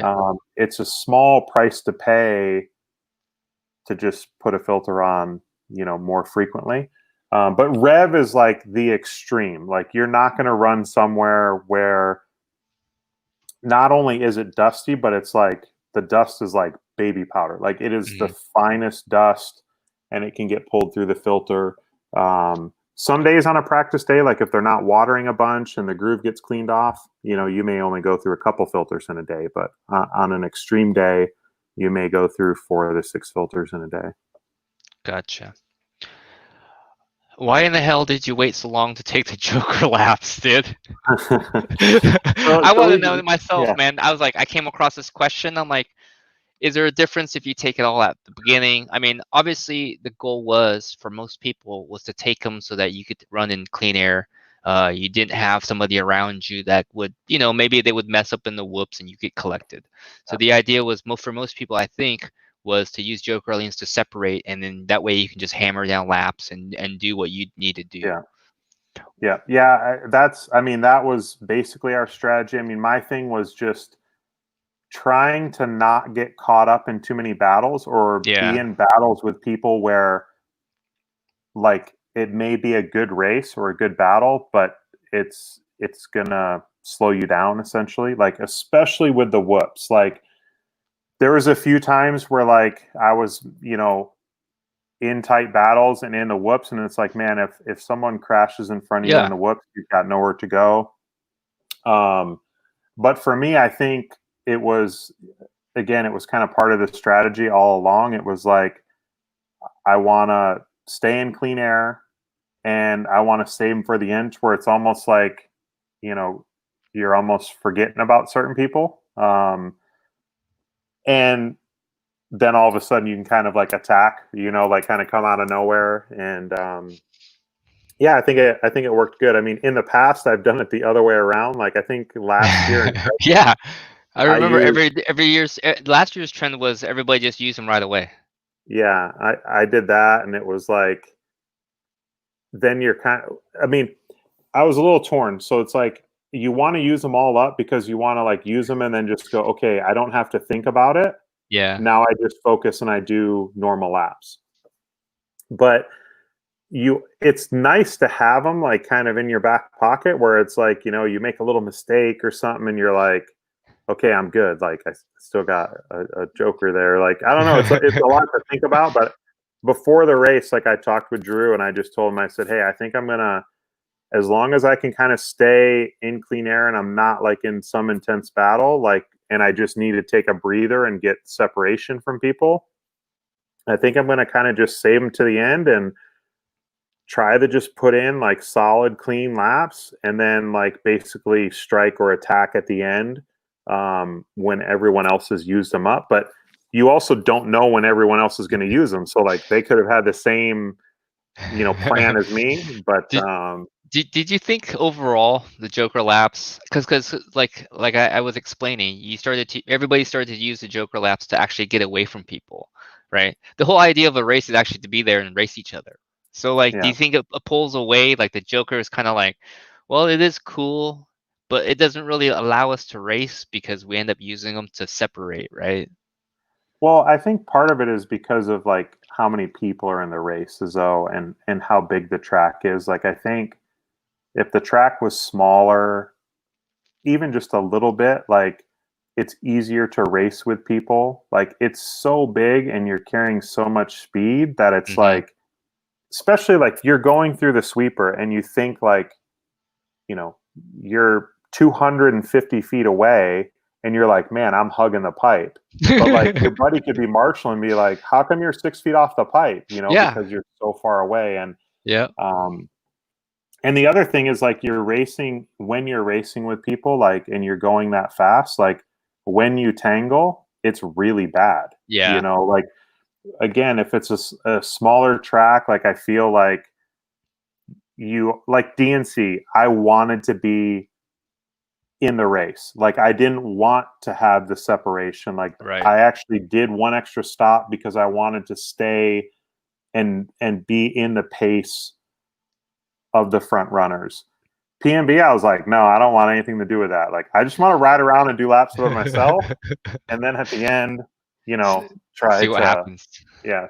see what happens. Yeah, dude. Well, yeah, different mindset, totally. One is the Yeah, totally opposite. One, you got to stay with the group, otherwise you get left behind. And that also yeah, is one of those things that happens naturally that I still don't understand because it just happens. Like if you're not with the top three guys or four, or however many that has that pace, if you fall back just a little yeah. You bit, lose the draft. say like, yeah, like say you're just back by a second and a half, right? You actually start to fall back. You lose touch. But if you were there in that group, you stay there, and it's weird. That Yeah, just happens. yeah. All right, next question here. What do you see for 8 scale racing 10 plus years into the future? What's the next Uh, step here? Are we just getting better motors, a little better, a little faster, a little bit better cars? Is this what we got 10 years from now? for sure, everything's progressed and gotten better, but I mean, we've made like big leaps Like the engines are better, the cars are more durable. And as you make those big strides, it becomes harder to continue to make those big strides. So I don't think like we're going to see like cars getting twice as durable as they are now because they're already really, really durable. I don't see engines getting twice as fast as they are now because they're already really fast. So there will for sure be progression. Things will continue to get better. What I hope changes the most is the racing. Like the big races need to continue to be the big races. I think we need to, still have races of all levels. But in order for 8 scale to really like prosper and hopefully have some growth, we have to have more focus on like the grassroots and the club racing, because like we've talked about like this whole time, like 8 scale is really difficult. You take your young guys that were at PMB, they're all very talented drivers. They've all accomplished a lot in electric.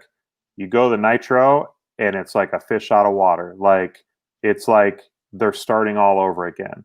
And that's a big problem that we have for anyone new. Like it's nitro is so intimidating, and we've gone more the direction of trying to have more big races, even on the local level. Like everything is a series, everything's a trophy race, and I think that long term is a really big mistake. Like since the whole COVID-19 thing, like Rhonda and I have tried really making a push with like our local tracks to kind of get back to club racing, not do as much of the series stuff. And it's been awesome. Like last weekend while I was at PMB, Rhonda did a club race at Revelation.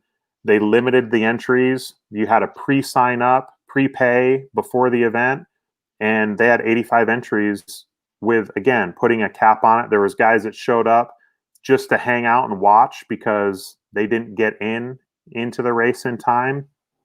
And I think having more races like that, like, again, it's more laid back, more people running like one class, maybe two at the max. And then the atmosphere allows people to kind of help one another, have more fun. They don't care so much about, having the newest tire or even the right tire for that matter. It's more about just hanging out with their buddies and just burning some fuel and having fun.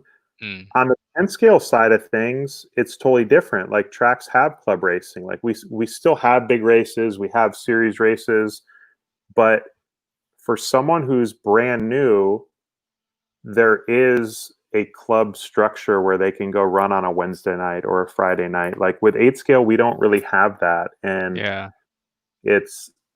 we need more of that in my opinion and Rhonda's opinion, to be able to, have guys like Tom and stuff like that learn instead of, driving 13 hours to go to PMB and get like not much track time because stuff's either built wrong or falling off or breaking. Like you had mentioned, like in his case, it seems like that's motivating him and firing him up, and that's awesome. But for most guys, it wouldn't do that. For most guys, it would deflate them, and they would go, why did I spend all this time to go this race? And every time I practice, I only got 3 laps and I got a 10-minute main. We need club racing to groom guys for the bigger races. Yeah, he doesn't actually have anything around him that he can go club race. He just has his track and he's just running. That doesn't really teach you much besides just running. But, the driving part, he's fine. Like I think if he was able to get a car that was, was solid, and his mechanical skills were up, I think that his driving would get him into the A main. But when you don't have a car that can last and your mechanical skills are lacking, you put your car down, you don't know if you're going to finish or not, and that's and it's even just the confidence. If he had some smaller races leading into it, to just have the confidence of like, I built it right. Yep. I it ran, like it finished. The tune sounds right. but you show up and it's this big, huge, massive arena, and Mayfield's there, and Dakota. It's like, it's it kind of Yeah. makes it difficult. Yeah, it's real tough. This is a good question by William Hobbs. Basically, he's been racing 8 scale for 3 years. Thinking about nitro. Is there like a preferred like starter engine, or do you just go out and buy the 82 and be like, okay, might as well just get? Is there like a entry level engine that you can move up then There get is, in? Okay. yeah, there is. So OS has they do have some like less expensive but still very good engines, like the I believe it's the XZ. Let me think. XVZ, no, XZB. I don't know, Mm, but it's the blue head, non DLC coded. It's basically a Spec 2. It's the same configuration as the Testament 110% engine for like basically half the price. It has a silver case instead of black case. Like I said, no DLC coating, steel bearings. But from a performance standpoint and learning to like tune, and it's a great engine. There's also a lot of other like OS based engines that OS has OEM'd for other companies. But I would say go with something OS based, and like I mentioned earlier, OS it and forget it, because it's you being new to Nitro, you want to kind of do it right. Your time is yeah, valuable. You don't you want to want to go skip through the growing a lot of pains. headaches, man. You'll skip a Yeah, lot of headaches. I hear it all the time, with other people using different engines, and I- yeah, then they go to an OS based or something, and it's just like, yeah, I should have yeah, gone with this in the first place. yeah. It's funny because when I obviously ran Nova Rossi for a long, long time, and Rhonda had ran OS based engines through the Ninja back when she ran for Mugen originally.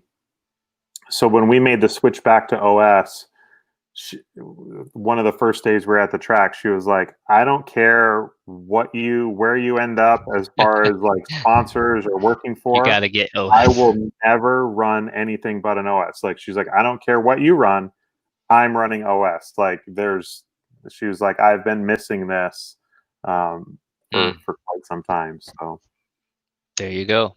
So yeah, check out the less expensive line, XZB XCB, ZVVZ. Yeah, it's no, some three weird combo letter. yeah, version 2.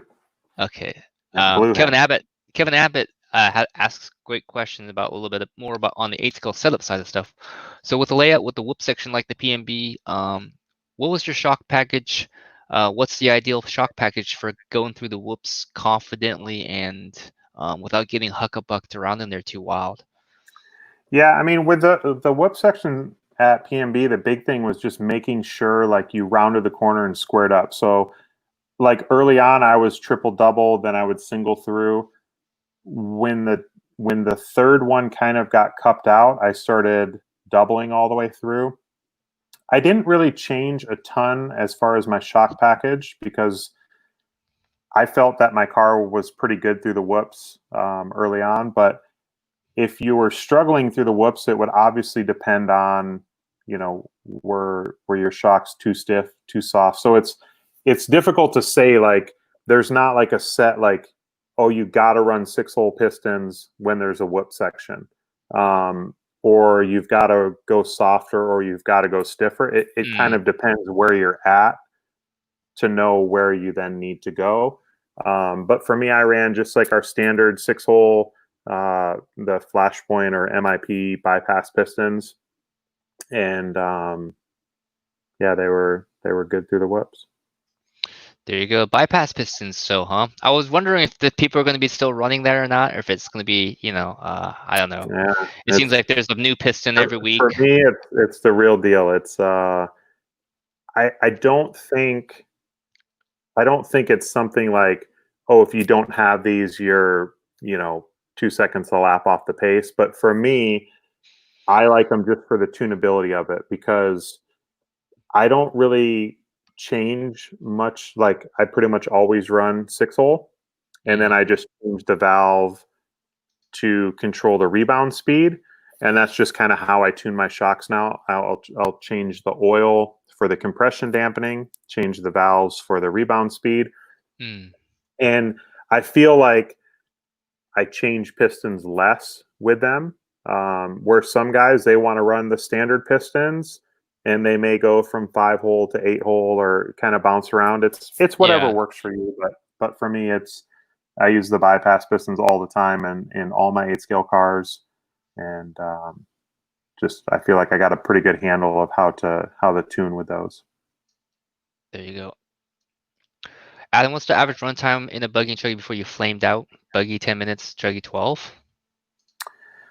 It depends on the track. Like at Yeah. PMB, my runtime was actually a little bit better in buggy than truggy. My runtime in buggy was like right around 12 minutes, and in truck it was about 11 and a half. So that made it to where I could comfortably pit at 10 minutes. Like I think in buggy, we maybe went like 10:40 on the first one, just because everything's kind of calm at the start. Your car's on the starter box. It's totally full. So we kind of stretched the first one a little bit.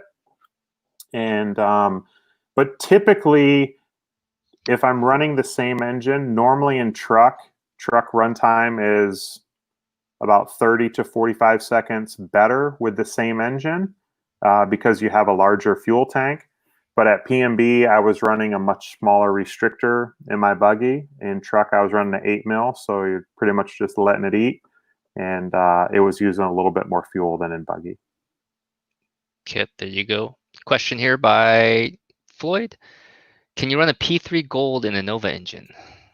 You can, but I would recommend if you're going to run an OS plug in a Nova engine, you should run a P4.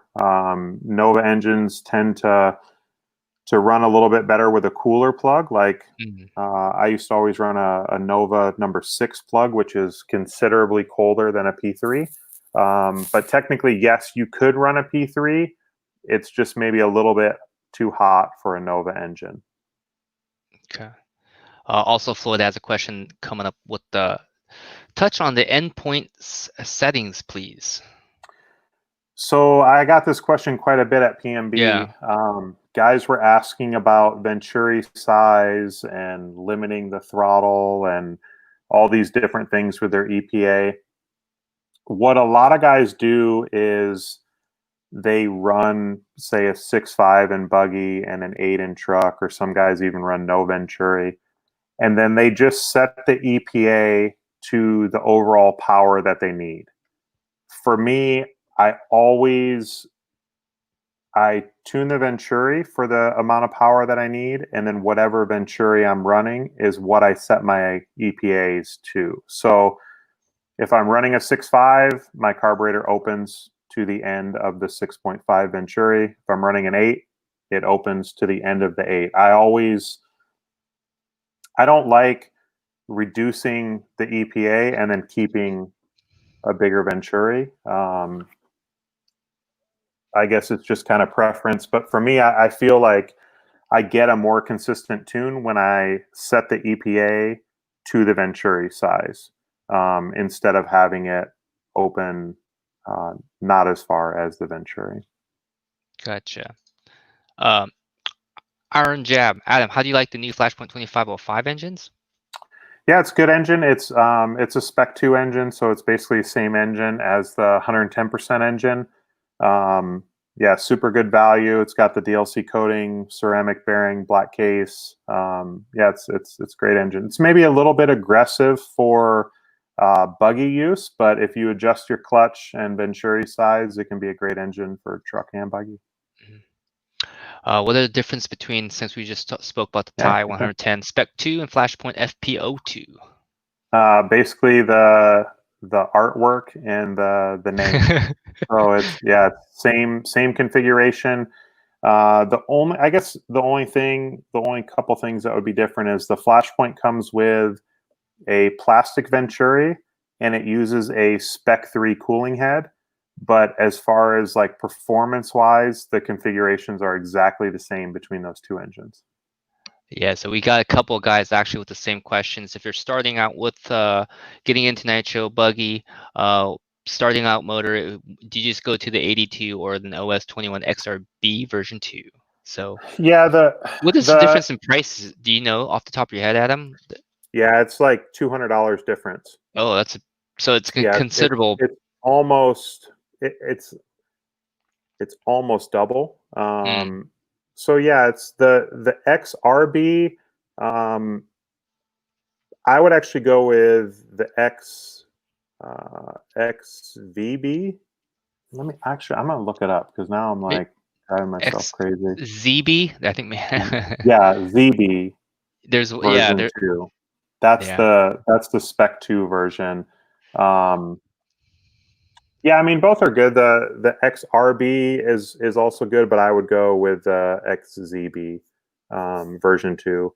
Has a little bit more power, and again, it's based off the Spec 2, so it's pretty easy to get parts and things like that. Comes with a 21J carburetor, and overall is a really good engine for the price. I mean, Okay. if you've got the money, Yeah. If you money's know not you an can. issue, Yeah, 82. but you're not going to really notice a major difference like in DLC coating or ceramic rear bearing. To kind of learn nitro, you would be fine with one of the Bluehead OS engines. What do you think about spec tires? Spec tire events? More or less? On the like more regional or local level, there should be more of them. At the big races, I think it should be gloves off, and Yeah. let all the companies showcase their product, and let themselves continue to kind of push the envelope and evolve and develop new products. But on the more regional level, like it's so nice for a guy just to show up and know exactly what to run, Mm, because I think guys, especially in 8 scale, like we've been talking, there's so many variables and things to try to figure out. And then on top of it, like you finally get your tune right, and then I pick the wrong compound. yeah. Um, Yeah. so it It's just tough depends on the though. level of the race. Yeah, it's tough though too. I hear the other side of the argument, which is basically, well, I'm sponsored by this company. Now I have to buy full price tires on this company's tires, and it's like, what the hell? You know what I mean? It's Yeah, but tough to. I think tracks could pick one tire from each company.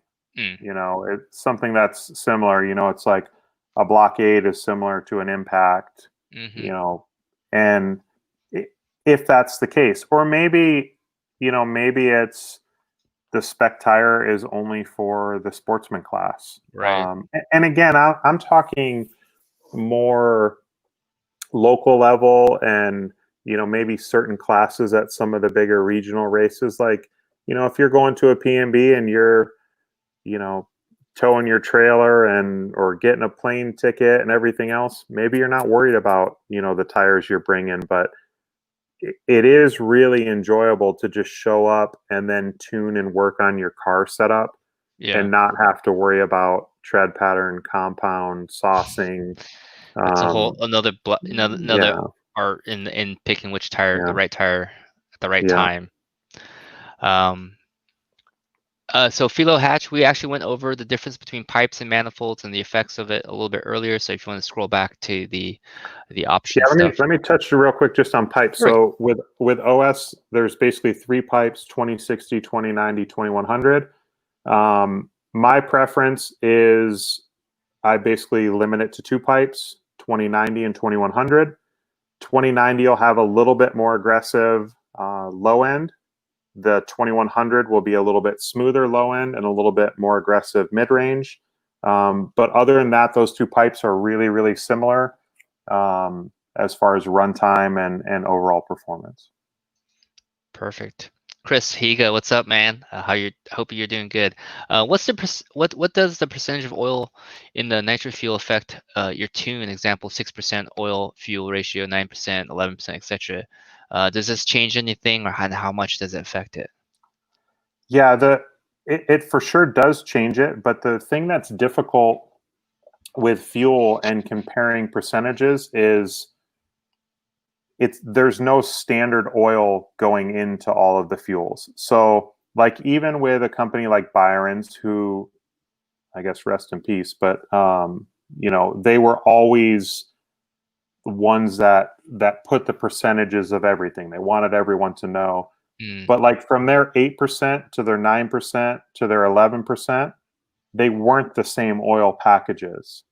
So in my opinion, if you're going from a 8% that's 4 castor, 4 synthetic to a 9% that's 6 castor, 3 synthetic, you're not really comparing apples to apples. If a company was using the same ratio of castor synthetic or full synthetic and just adding oil, then it's pretty simple. More oil is going to provide more protection. It's going to build a little bit more heat and have a little bit less power. I guess the best way to kind of describe it is like the oil is providing protection between all the moving parts. As you add more of it, that additional protection is going to basically slow down or almost bind up the moving parts.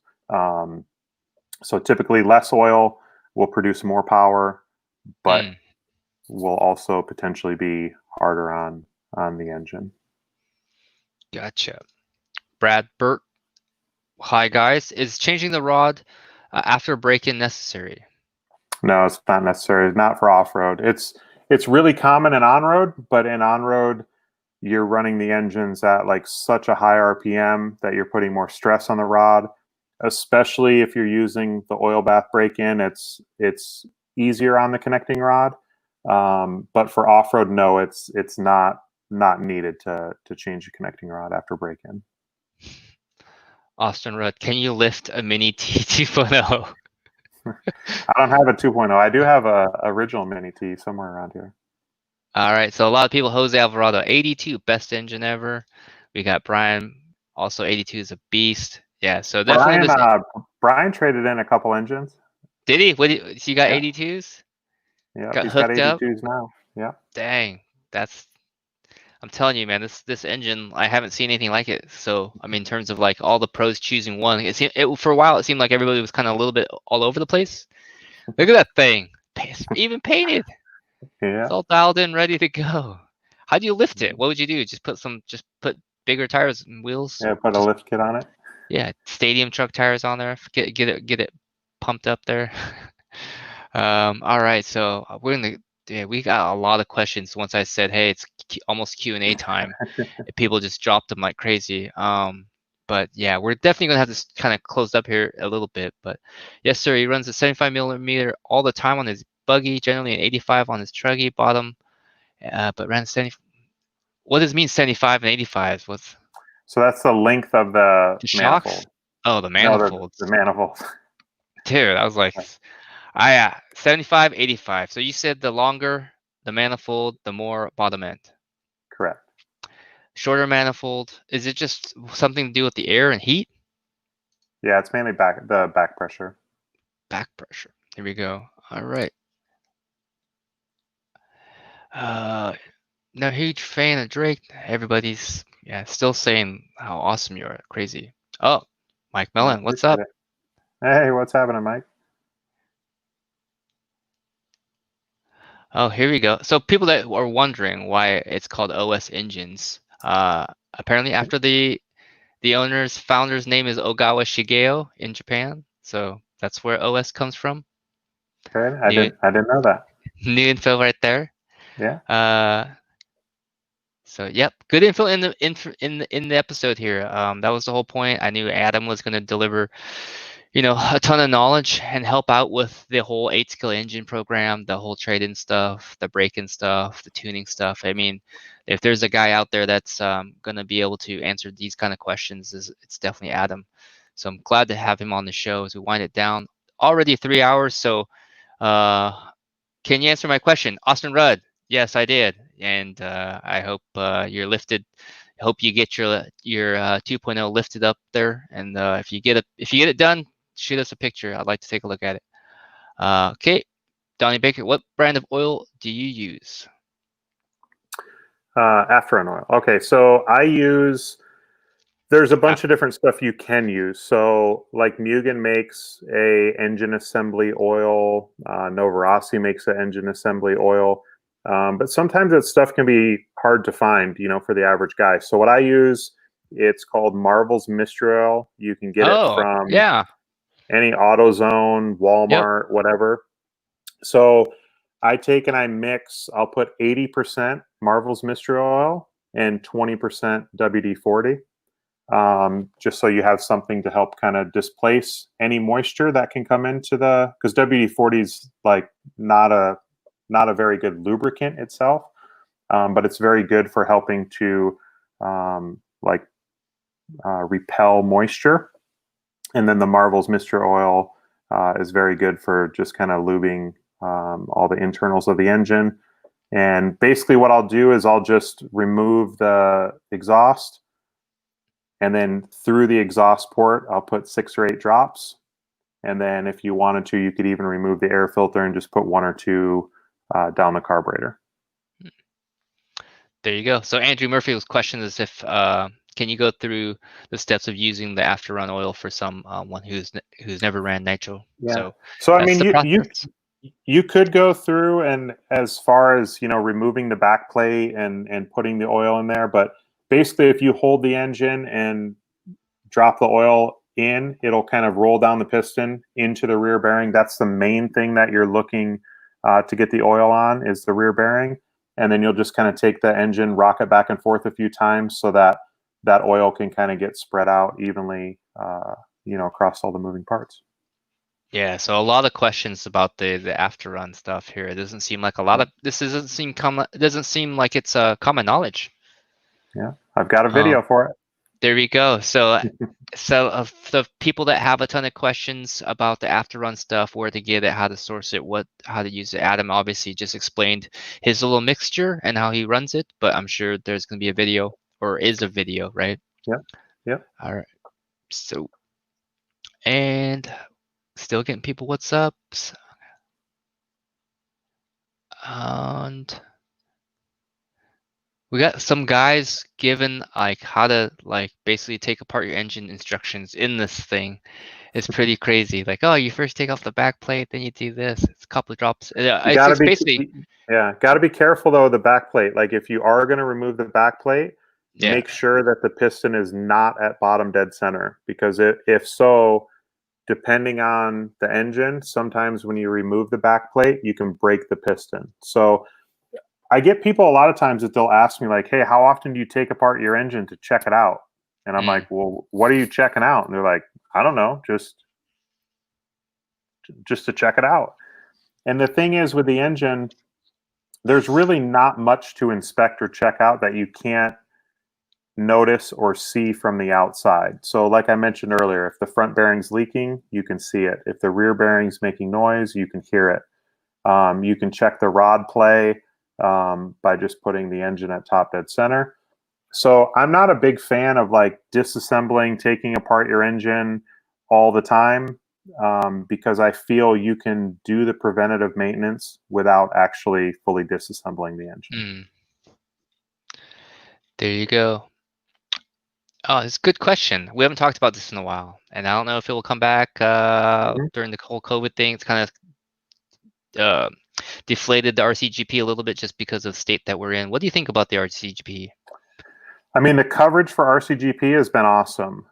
As far as adding more races to a already, pretty hectic and busy schedule, I think was part of the difficulty with RCGP. Yeah.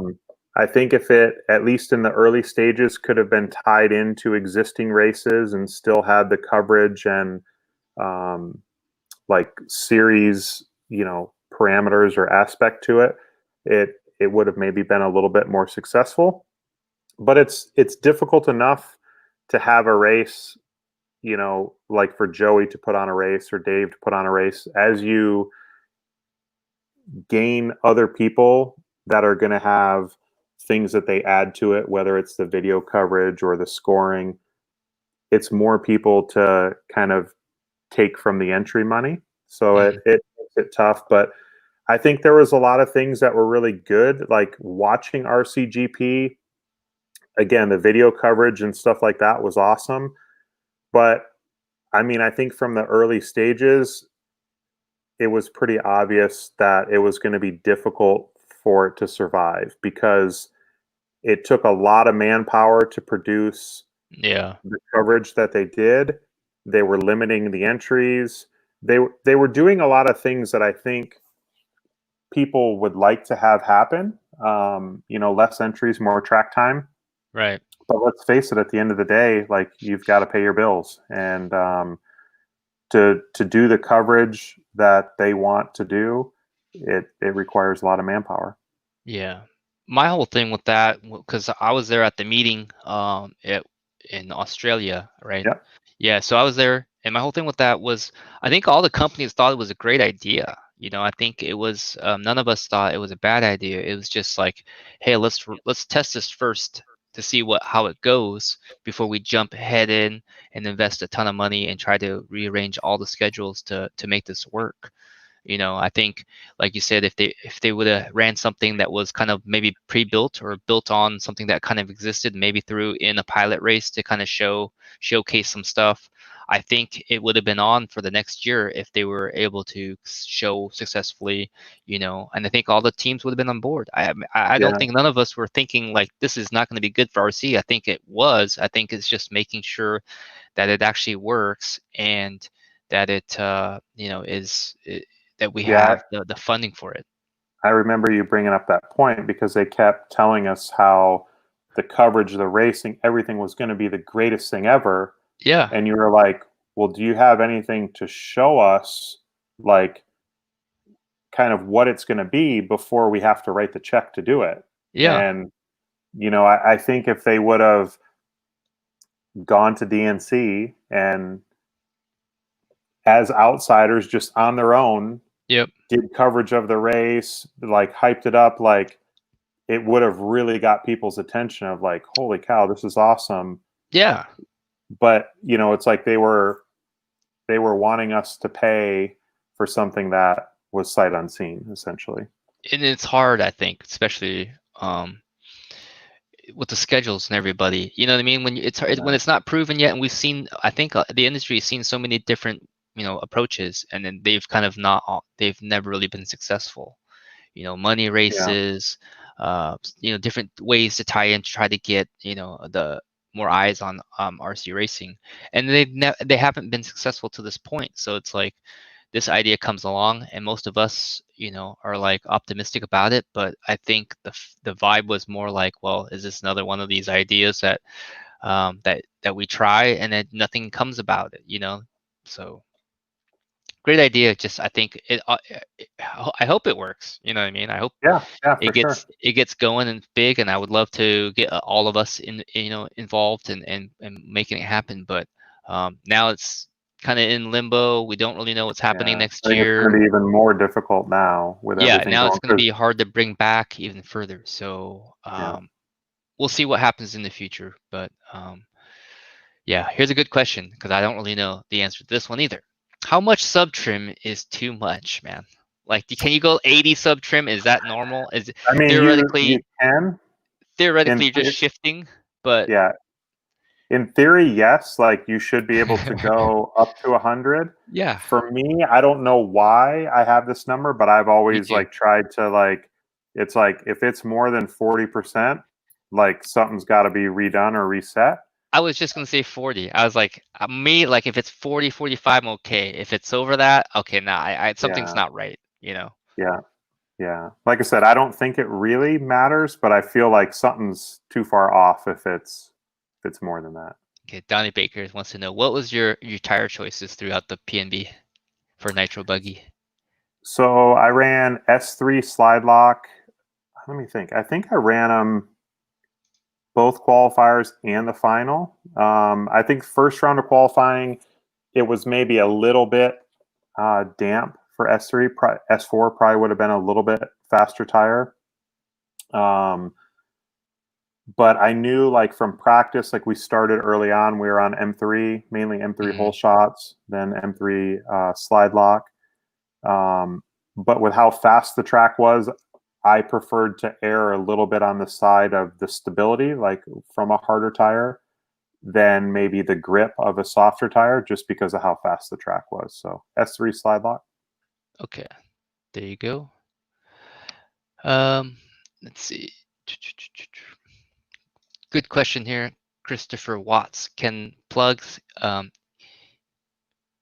help with pinging? Does it change detonation timing? Yes, it does. So colder plug will essentially ping less because it's going to be richer because it's burning the fuel slower, less chance of detonation. But again, like it's all kind of relative to the tune. But yes, cooler plug will ping less and less chance of detonation.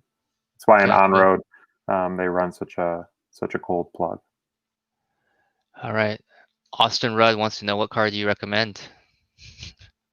Which class? Depends on the class. Nitro buggy, obviously the Mugen MBX8 Worlds Edition. But nowadays, you know, there's so many good cars on the market. Like back in the day, there was clear cars that had advantages, and I guess even today to a point. But like we talked earlier, with engines being better, tires being better, cars being better, it's much smaller gaps between. Yeah.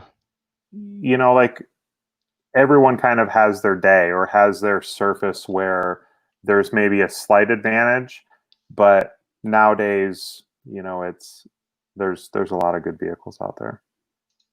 Do you recommend the WOT break-in technique? Not even sure what that is. I'm thinking it's wide open. Oh, yeah, when you basically just Yeah, no, not at all. tune the kill right up from the get-go, right? Well, I What's the, think what he's what's saying the is like wide open, super, super rich, where it's like almost like four-stroking, just blubbery rich. I guess that can work and be okay as long as you can keep enough heat in the engine. So I think a lot of people, they get confused. They think like that method should be the same as the oil bath method, because in the oil bath, you're lapping in the piston. But the huge difference in those two methods is when you're running a new engine, it already has a ton of compression. When you're running it really rich, you're basically increasing the amount of compression because you're forcing more fuel into the engine, which is bad. It's more pressure, it's more stress on the connecting rod. Where with the oil bath, it's submerged in oil, so you think, oh man, you're getting even more oil through the engine than you would if you're running it wide open, because it's more oil than it could even burn. But the difference is with the oil bath method, the back plate's not on. It has a different head button that allows all that extra oil to be pushed with no glow plug. So even though it's submerged in oil, you don't have that extra pressure and stress on the connecting rod like you would trying to break it in while it's running full throttle, dead rich. Interesting. Huh. All right.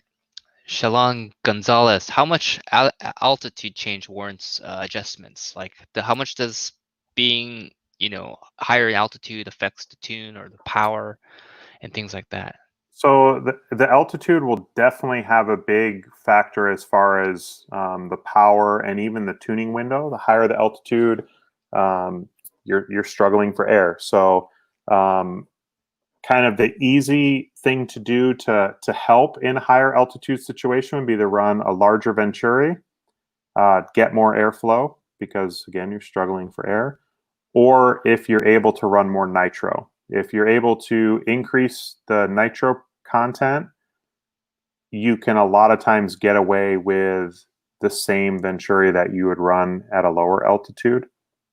I don't really like, and again, we touched on this a little bit too, where I mentioned like a lot of guys, they're like, oh man, the sun went down, I've got to change my tune, I got to change this. Like, I make the changes as I feel needed. Like, I guess like with your shock wheel, if you know it's going to be 100 degrees out and the last time you ran was 80, you're going to go up, 50 or 100 CST.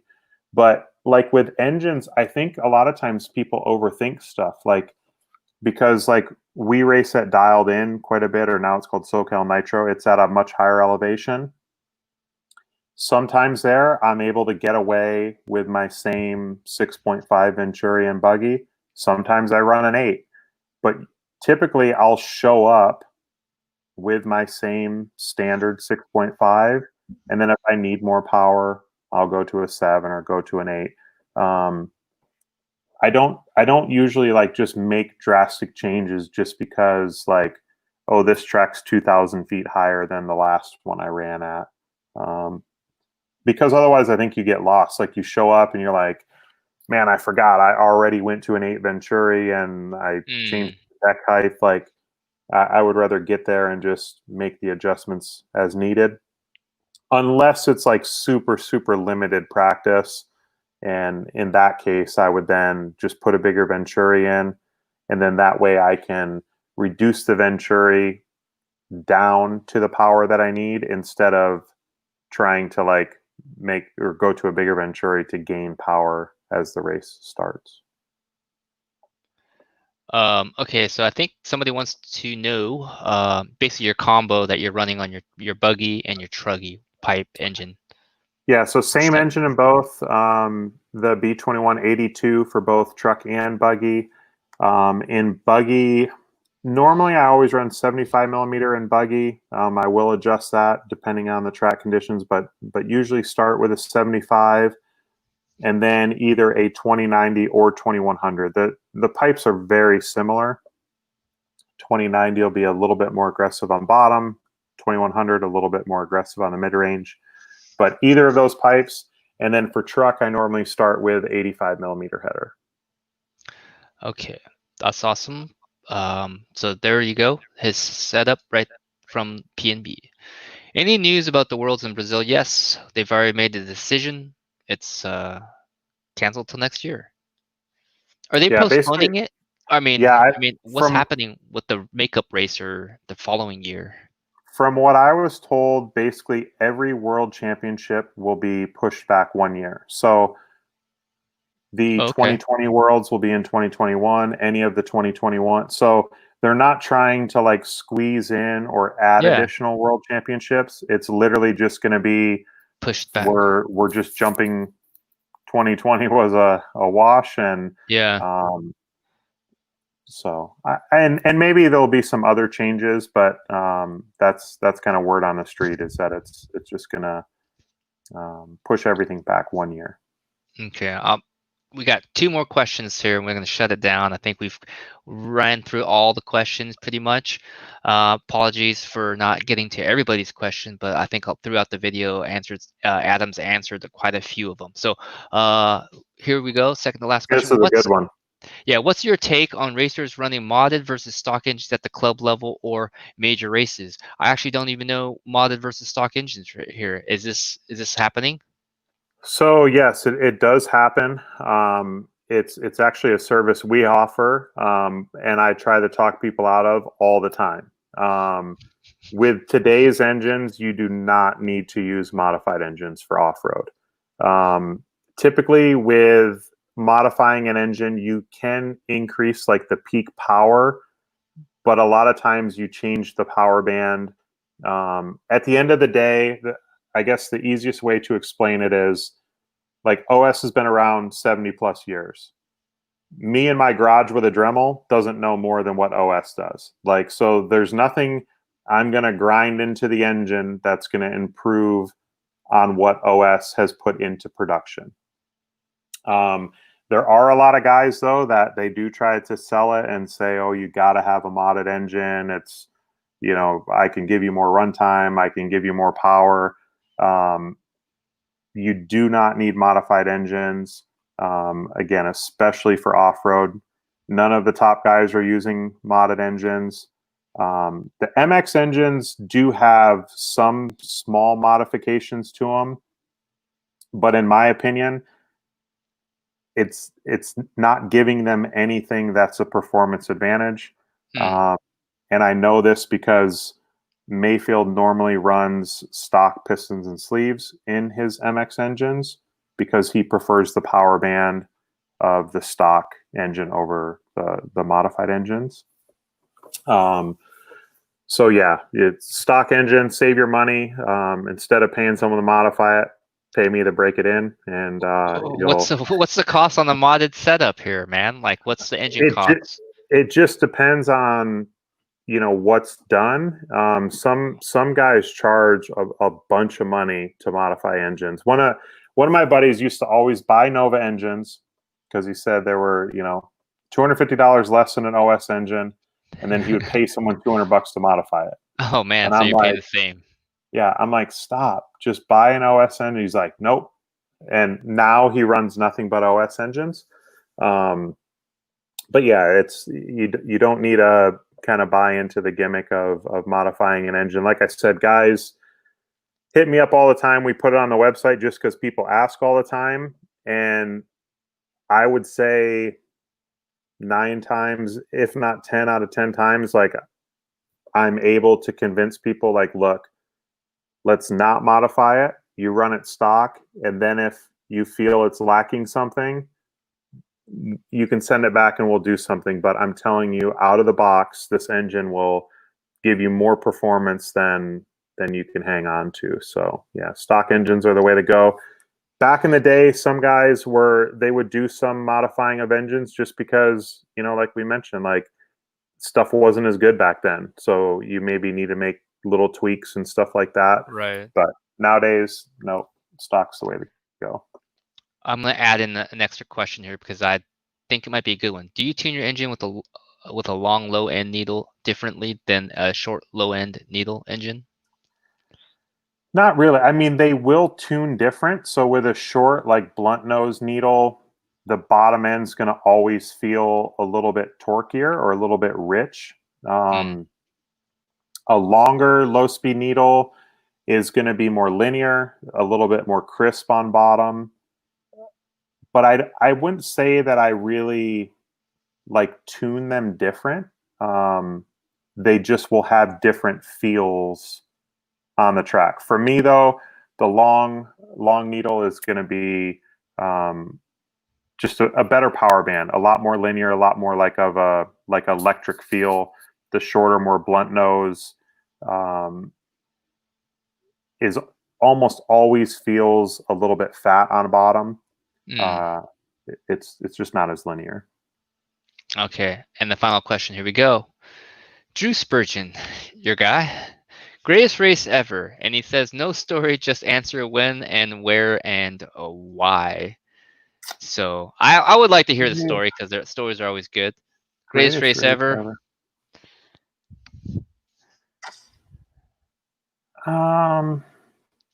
I guess for me it'd be 2013 Nationals.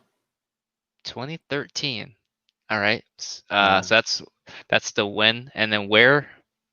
It was at Mike's Hobby Shop in Porter, Texas. And why was that so dang awesome? So I thought I can't tell a story. If I got to tell why, it's going to be a story. I want to know the story, man. Screw Drew, man. So the why was it was a number of reasons, like what made that race so special. So for one, it was on Father's Day, so I thought that was super cool.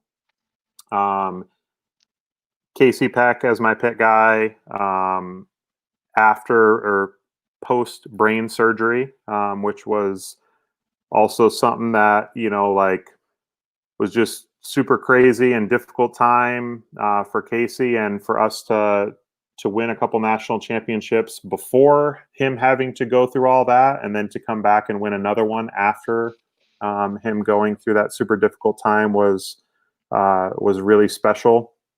And then it was also a time when my dear friend Bill Bridges was battling his fight with cancer. Yeah. And it was near the end of his time with us, and he was able to watch that race and able to give him a shout out online and talk to him for the last time the next day at the airport. Overall was just really cool and special and race. Yeah, just kind of, I guess, makes that race kind of stand out for me. Like I said, a number of different things. It's cool to call my dad and wish him happy Father's Day, and he was watching on live RC, for Casey and I to get the win. There you go. Special race, man. I mean, it's obviously They're lots all of things. special, but They're all that one has a lot yeah, of things tying it yeah. to you personally, and obviously, it means a lot when people that have passed away are part of that. Yeah. For me also, there's a special race for me, uh, in the Northwest. It used to be called the Time Zone Grand Prix. And then Mm-hmm. the race got changed over to the Sven Boehringer Memorial Family Race, in Yeah. honor of my buddy who passed away. So those races are always special when you have something like that happen, just because obviously it's a great time to reflect on what is so important, the people around you, and that moment that you're in. So um, Anthony Westergaard, I lied. This is the last question. Are you clubbing at Thunder Alley Saturday? I'm gonna hook him Yes, up with sir. that question. That's the plan. I got some work to do to get ready for that, but been super busy just getting caught up all week on stuff from Mugen, and some of the stuff with the break-ins and trade-ins and everything else. So Yeah. haven't really touched my race stuff since PMB, but hopefully tomorrow I'll be able to do a little bit of wrenching. And yeah, Rhonda and I are planning on coming out and supporting the club racing. Cool. So that's man, that we're over 3 hours, almost 30 minutes. I had a feeling that the Q&A would kind of like get quite long on this, but I wanted to not leave a lot of questions out because I do feel people's questions are very important. This sometimes might be the only place they can get certain information, and then especially from somebody like Adam who's been around the block and has a long career in nitro racing and just in helping people, being a good guy. So I want to thank Adam for coming on board today and sharing that knowledge with us. And I'm learning a lot as I'm listening. And I know that people out there that got to watch the show or get a glimpse of it, or maybe watch it in the future. They're going to learn something special from this, just because there's so much information. You can watch this thing over and over and still not get every little bit of it. But my hat goes off to you, even though I'm not wearing one today. But for all the things that you do in this hobby and being able to be an ambassador, a true ambassador, like when we passed around the word ambassador so just plainly, everybody's ambassador. You're a team driver, you're an ambassador. But like to me, you and Scotty Ernst and those guys are a true ambassador of this hobby. And I it's guys appreciate like that. you. It's guys like you that make the difference in the end. That really help people, that connect with people, and that can further their enjoyment in this hobby. So thanks. Not only an awesome racer and a dude at the track that can help you out anytime with setups and stuff, but engine, 8 skill, 10 skill, you name it. Adam's always around. He's this is his life as much as Yeah. it is mine, and we're here to help and facilitate the passing of knowledge if we can, any way, shape, or form. Like I know a lot of people were probably wondering why Mugen dude's on the show, but it's to me it doesn't really matter what brand or what who you support. We're all in the same industry, we're all in the same hobby, and Adam has a quite a unique tie to TLR as well as OS engines, and Horizon. So I thought it'd be nice to bring him on, and 3.5 hours later we're done. So thanks again, man. Yeah, Awesome. I appreciate it. It's I appreciate you reaching out to me. I know it's maybe a little different just because different teams and stuff like that. But like you Yeah. said, the tie-in with me racing for OS and Horizon being the distributor for OS, and then obviously my history with TLR. And for all the guys watching, it's keep the questions rolling in. Like feel free, reach out to me, email, Facebook, and just trying to help out and share a little bit of knowledge. And also want to give a shout out to Drew Spurgeon. I appreciate all his help last week, man. It was awesome. He came out to PMB, drove all the way out, didn't do any racing, was just there hanging out, helping a bunch of his friends, helping me. And it's what it's all about. Like it's the racing side of things is super cool, but Yeah, it the is, but relationships you build and people you meet along the way is priceless. yeah, I mean, like you said, people will remember who won the race, a couple months from now, but it's the memories and the relationships you make Yeah, at these events that make it so special, I think, like um yeah, I can't remember hardly any, like who won what race, who won last year, like I'm always asking yeah, that because I kind of have to, I want to know who won so that I can either write something or defending champion, blah blah blah, in the social media posts. But it like I forget quite fast on who won what race, from just a couple months ago. So yeah, but I don't forget the random acts of kindness. I don't forget the people that help me out, and that I feel blessed to have in my life, so yeah, um so again, Adam, thanks, man. Thanks for everything yeah. you do Thank in you, guys. RC. Thank you. So I appreciate it. we'll call it a night. It's 3 hours and just 6 seconds shy of 3 hours and 30 minutes. It's been a great show. These educational videos has been great. I think it's been nice to actually bridge some of this information and pass it on through this medium and through TLR. So Adam, man, see you at the next race, buddy. Stay Sounds safe, good. have fun, and I'm sure we'll be connecting sometime at some point. So everybody out there watching, thanks a lot so much. Thanks so much for watching. It's you guys that makes me motivated to do this. It's being able to help and being able to increase the RC knowledge, awareness, and be able to, because once you guys know information, you're able to help others too. Yeah, That's you how can I then feel. share that same information. Yeah, that's how I feel. So like if I know this information, I don't give it to somebody else, it just goes with me. But like if I pass it on, you pass it on, and it kind of just starts going. So yeah, so hopefully we can kind of make 8 scale racing bigger and just RC more accessible and just people have more fun. So see you guys next time, and next week I'll think of a very good guest to have. So I don't know if I can top this one. Adam's got, I mean, if you look at the numbers, the time duration, and how strong it stayed for so long.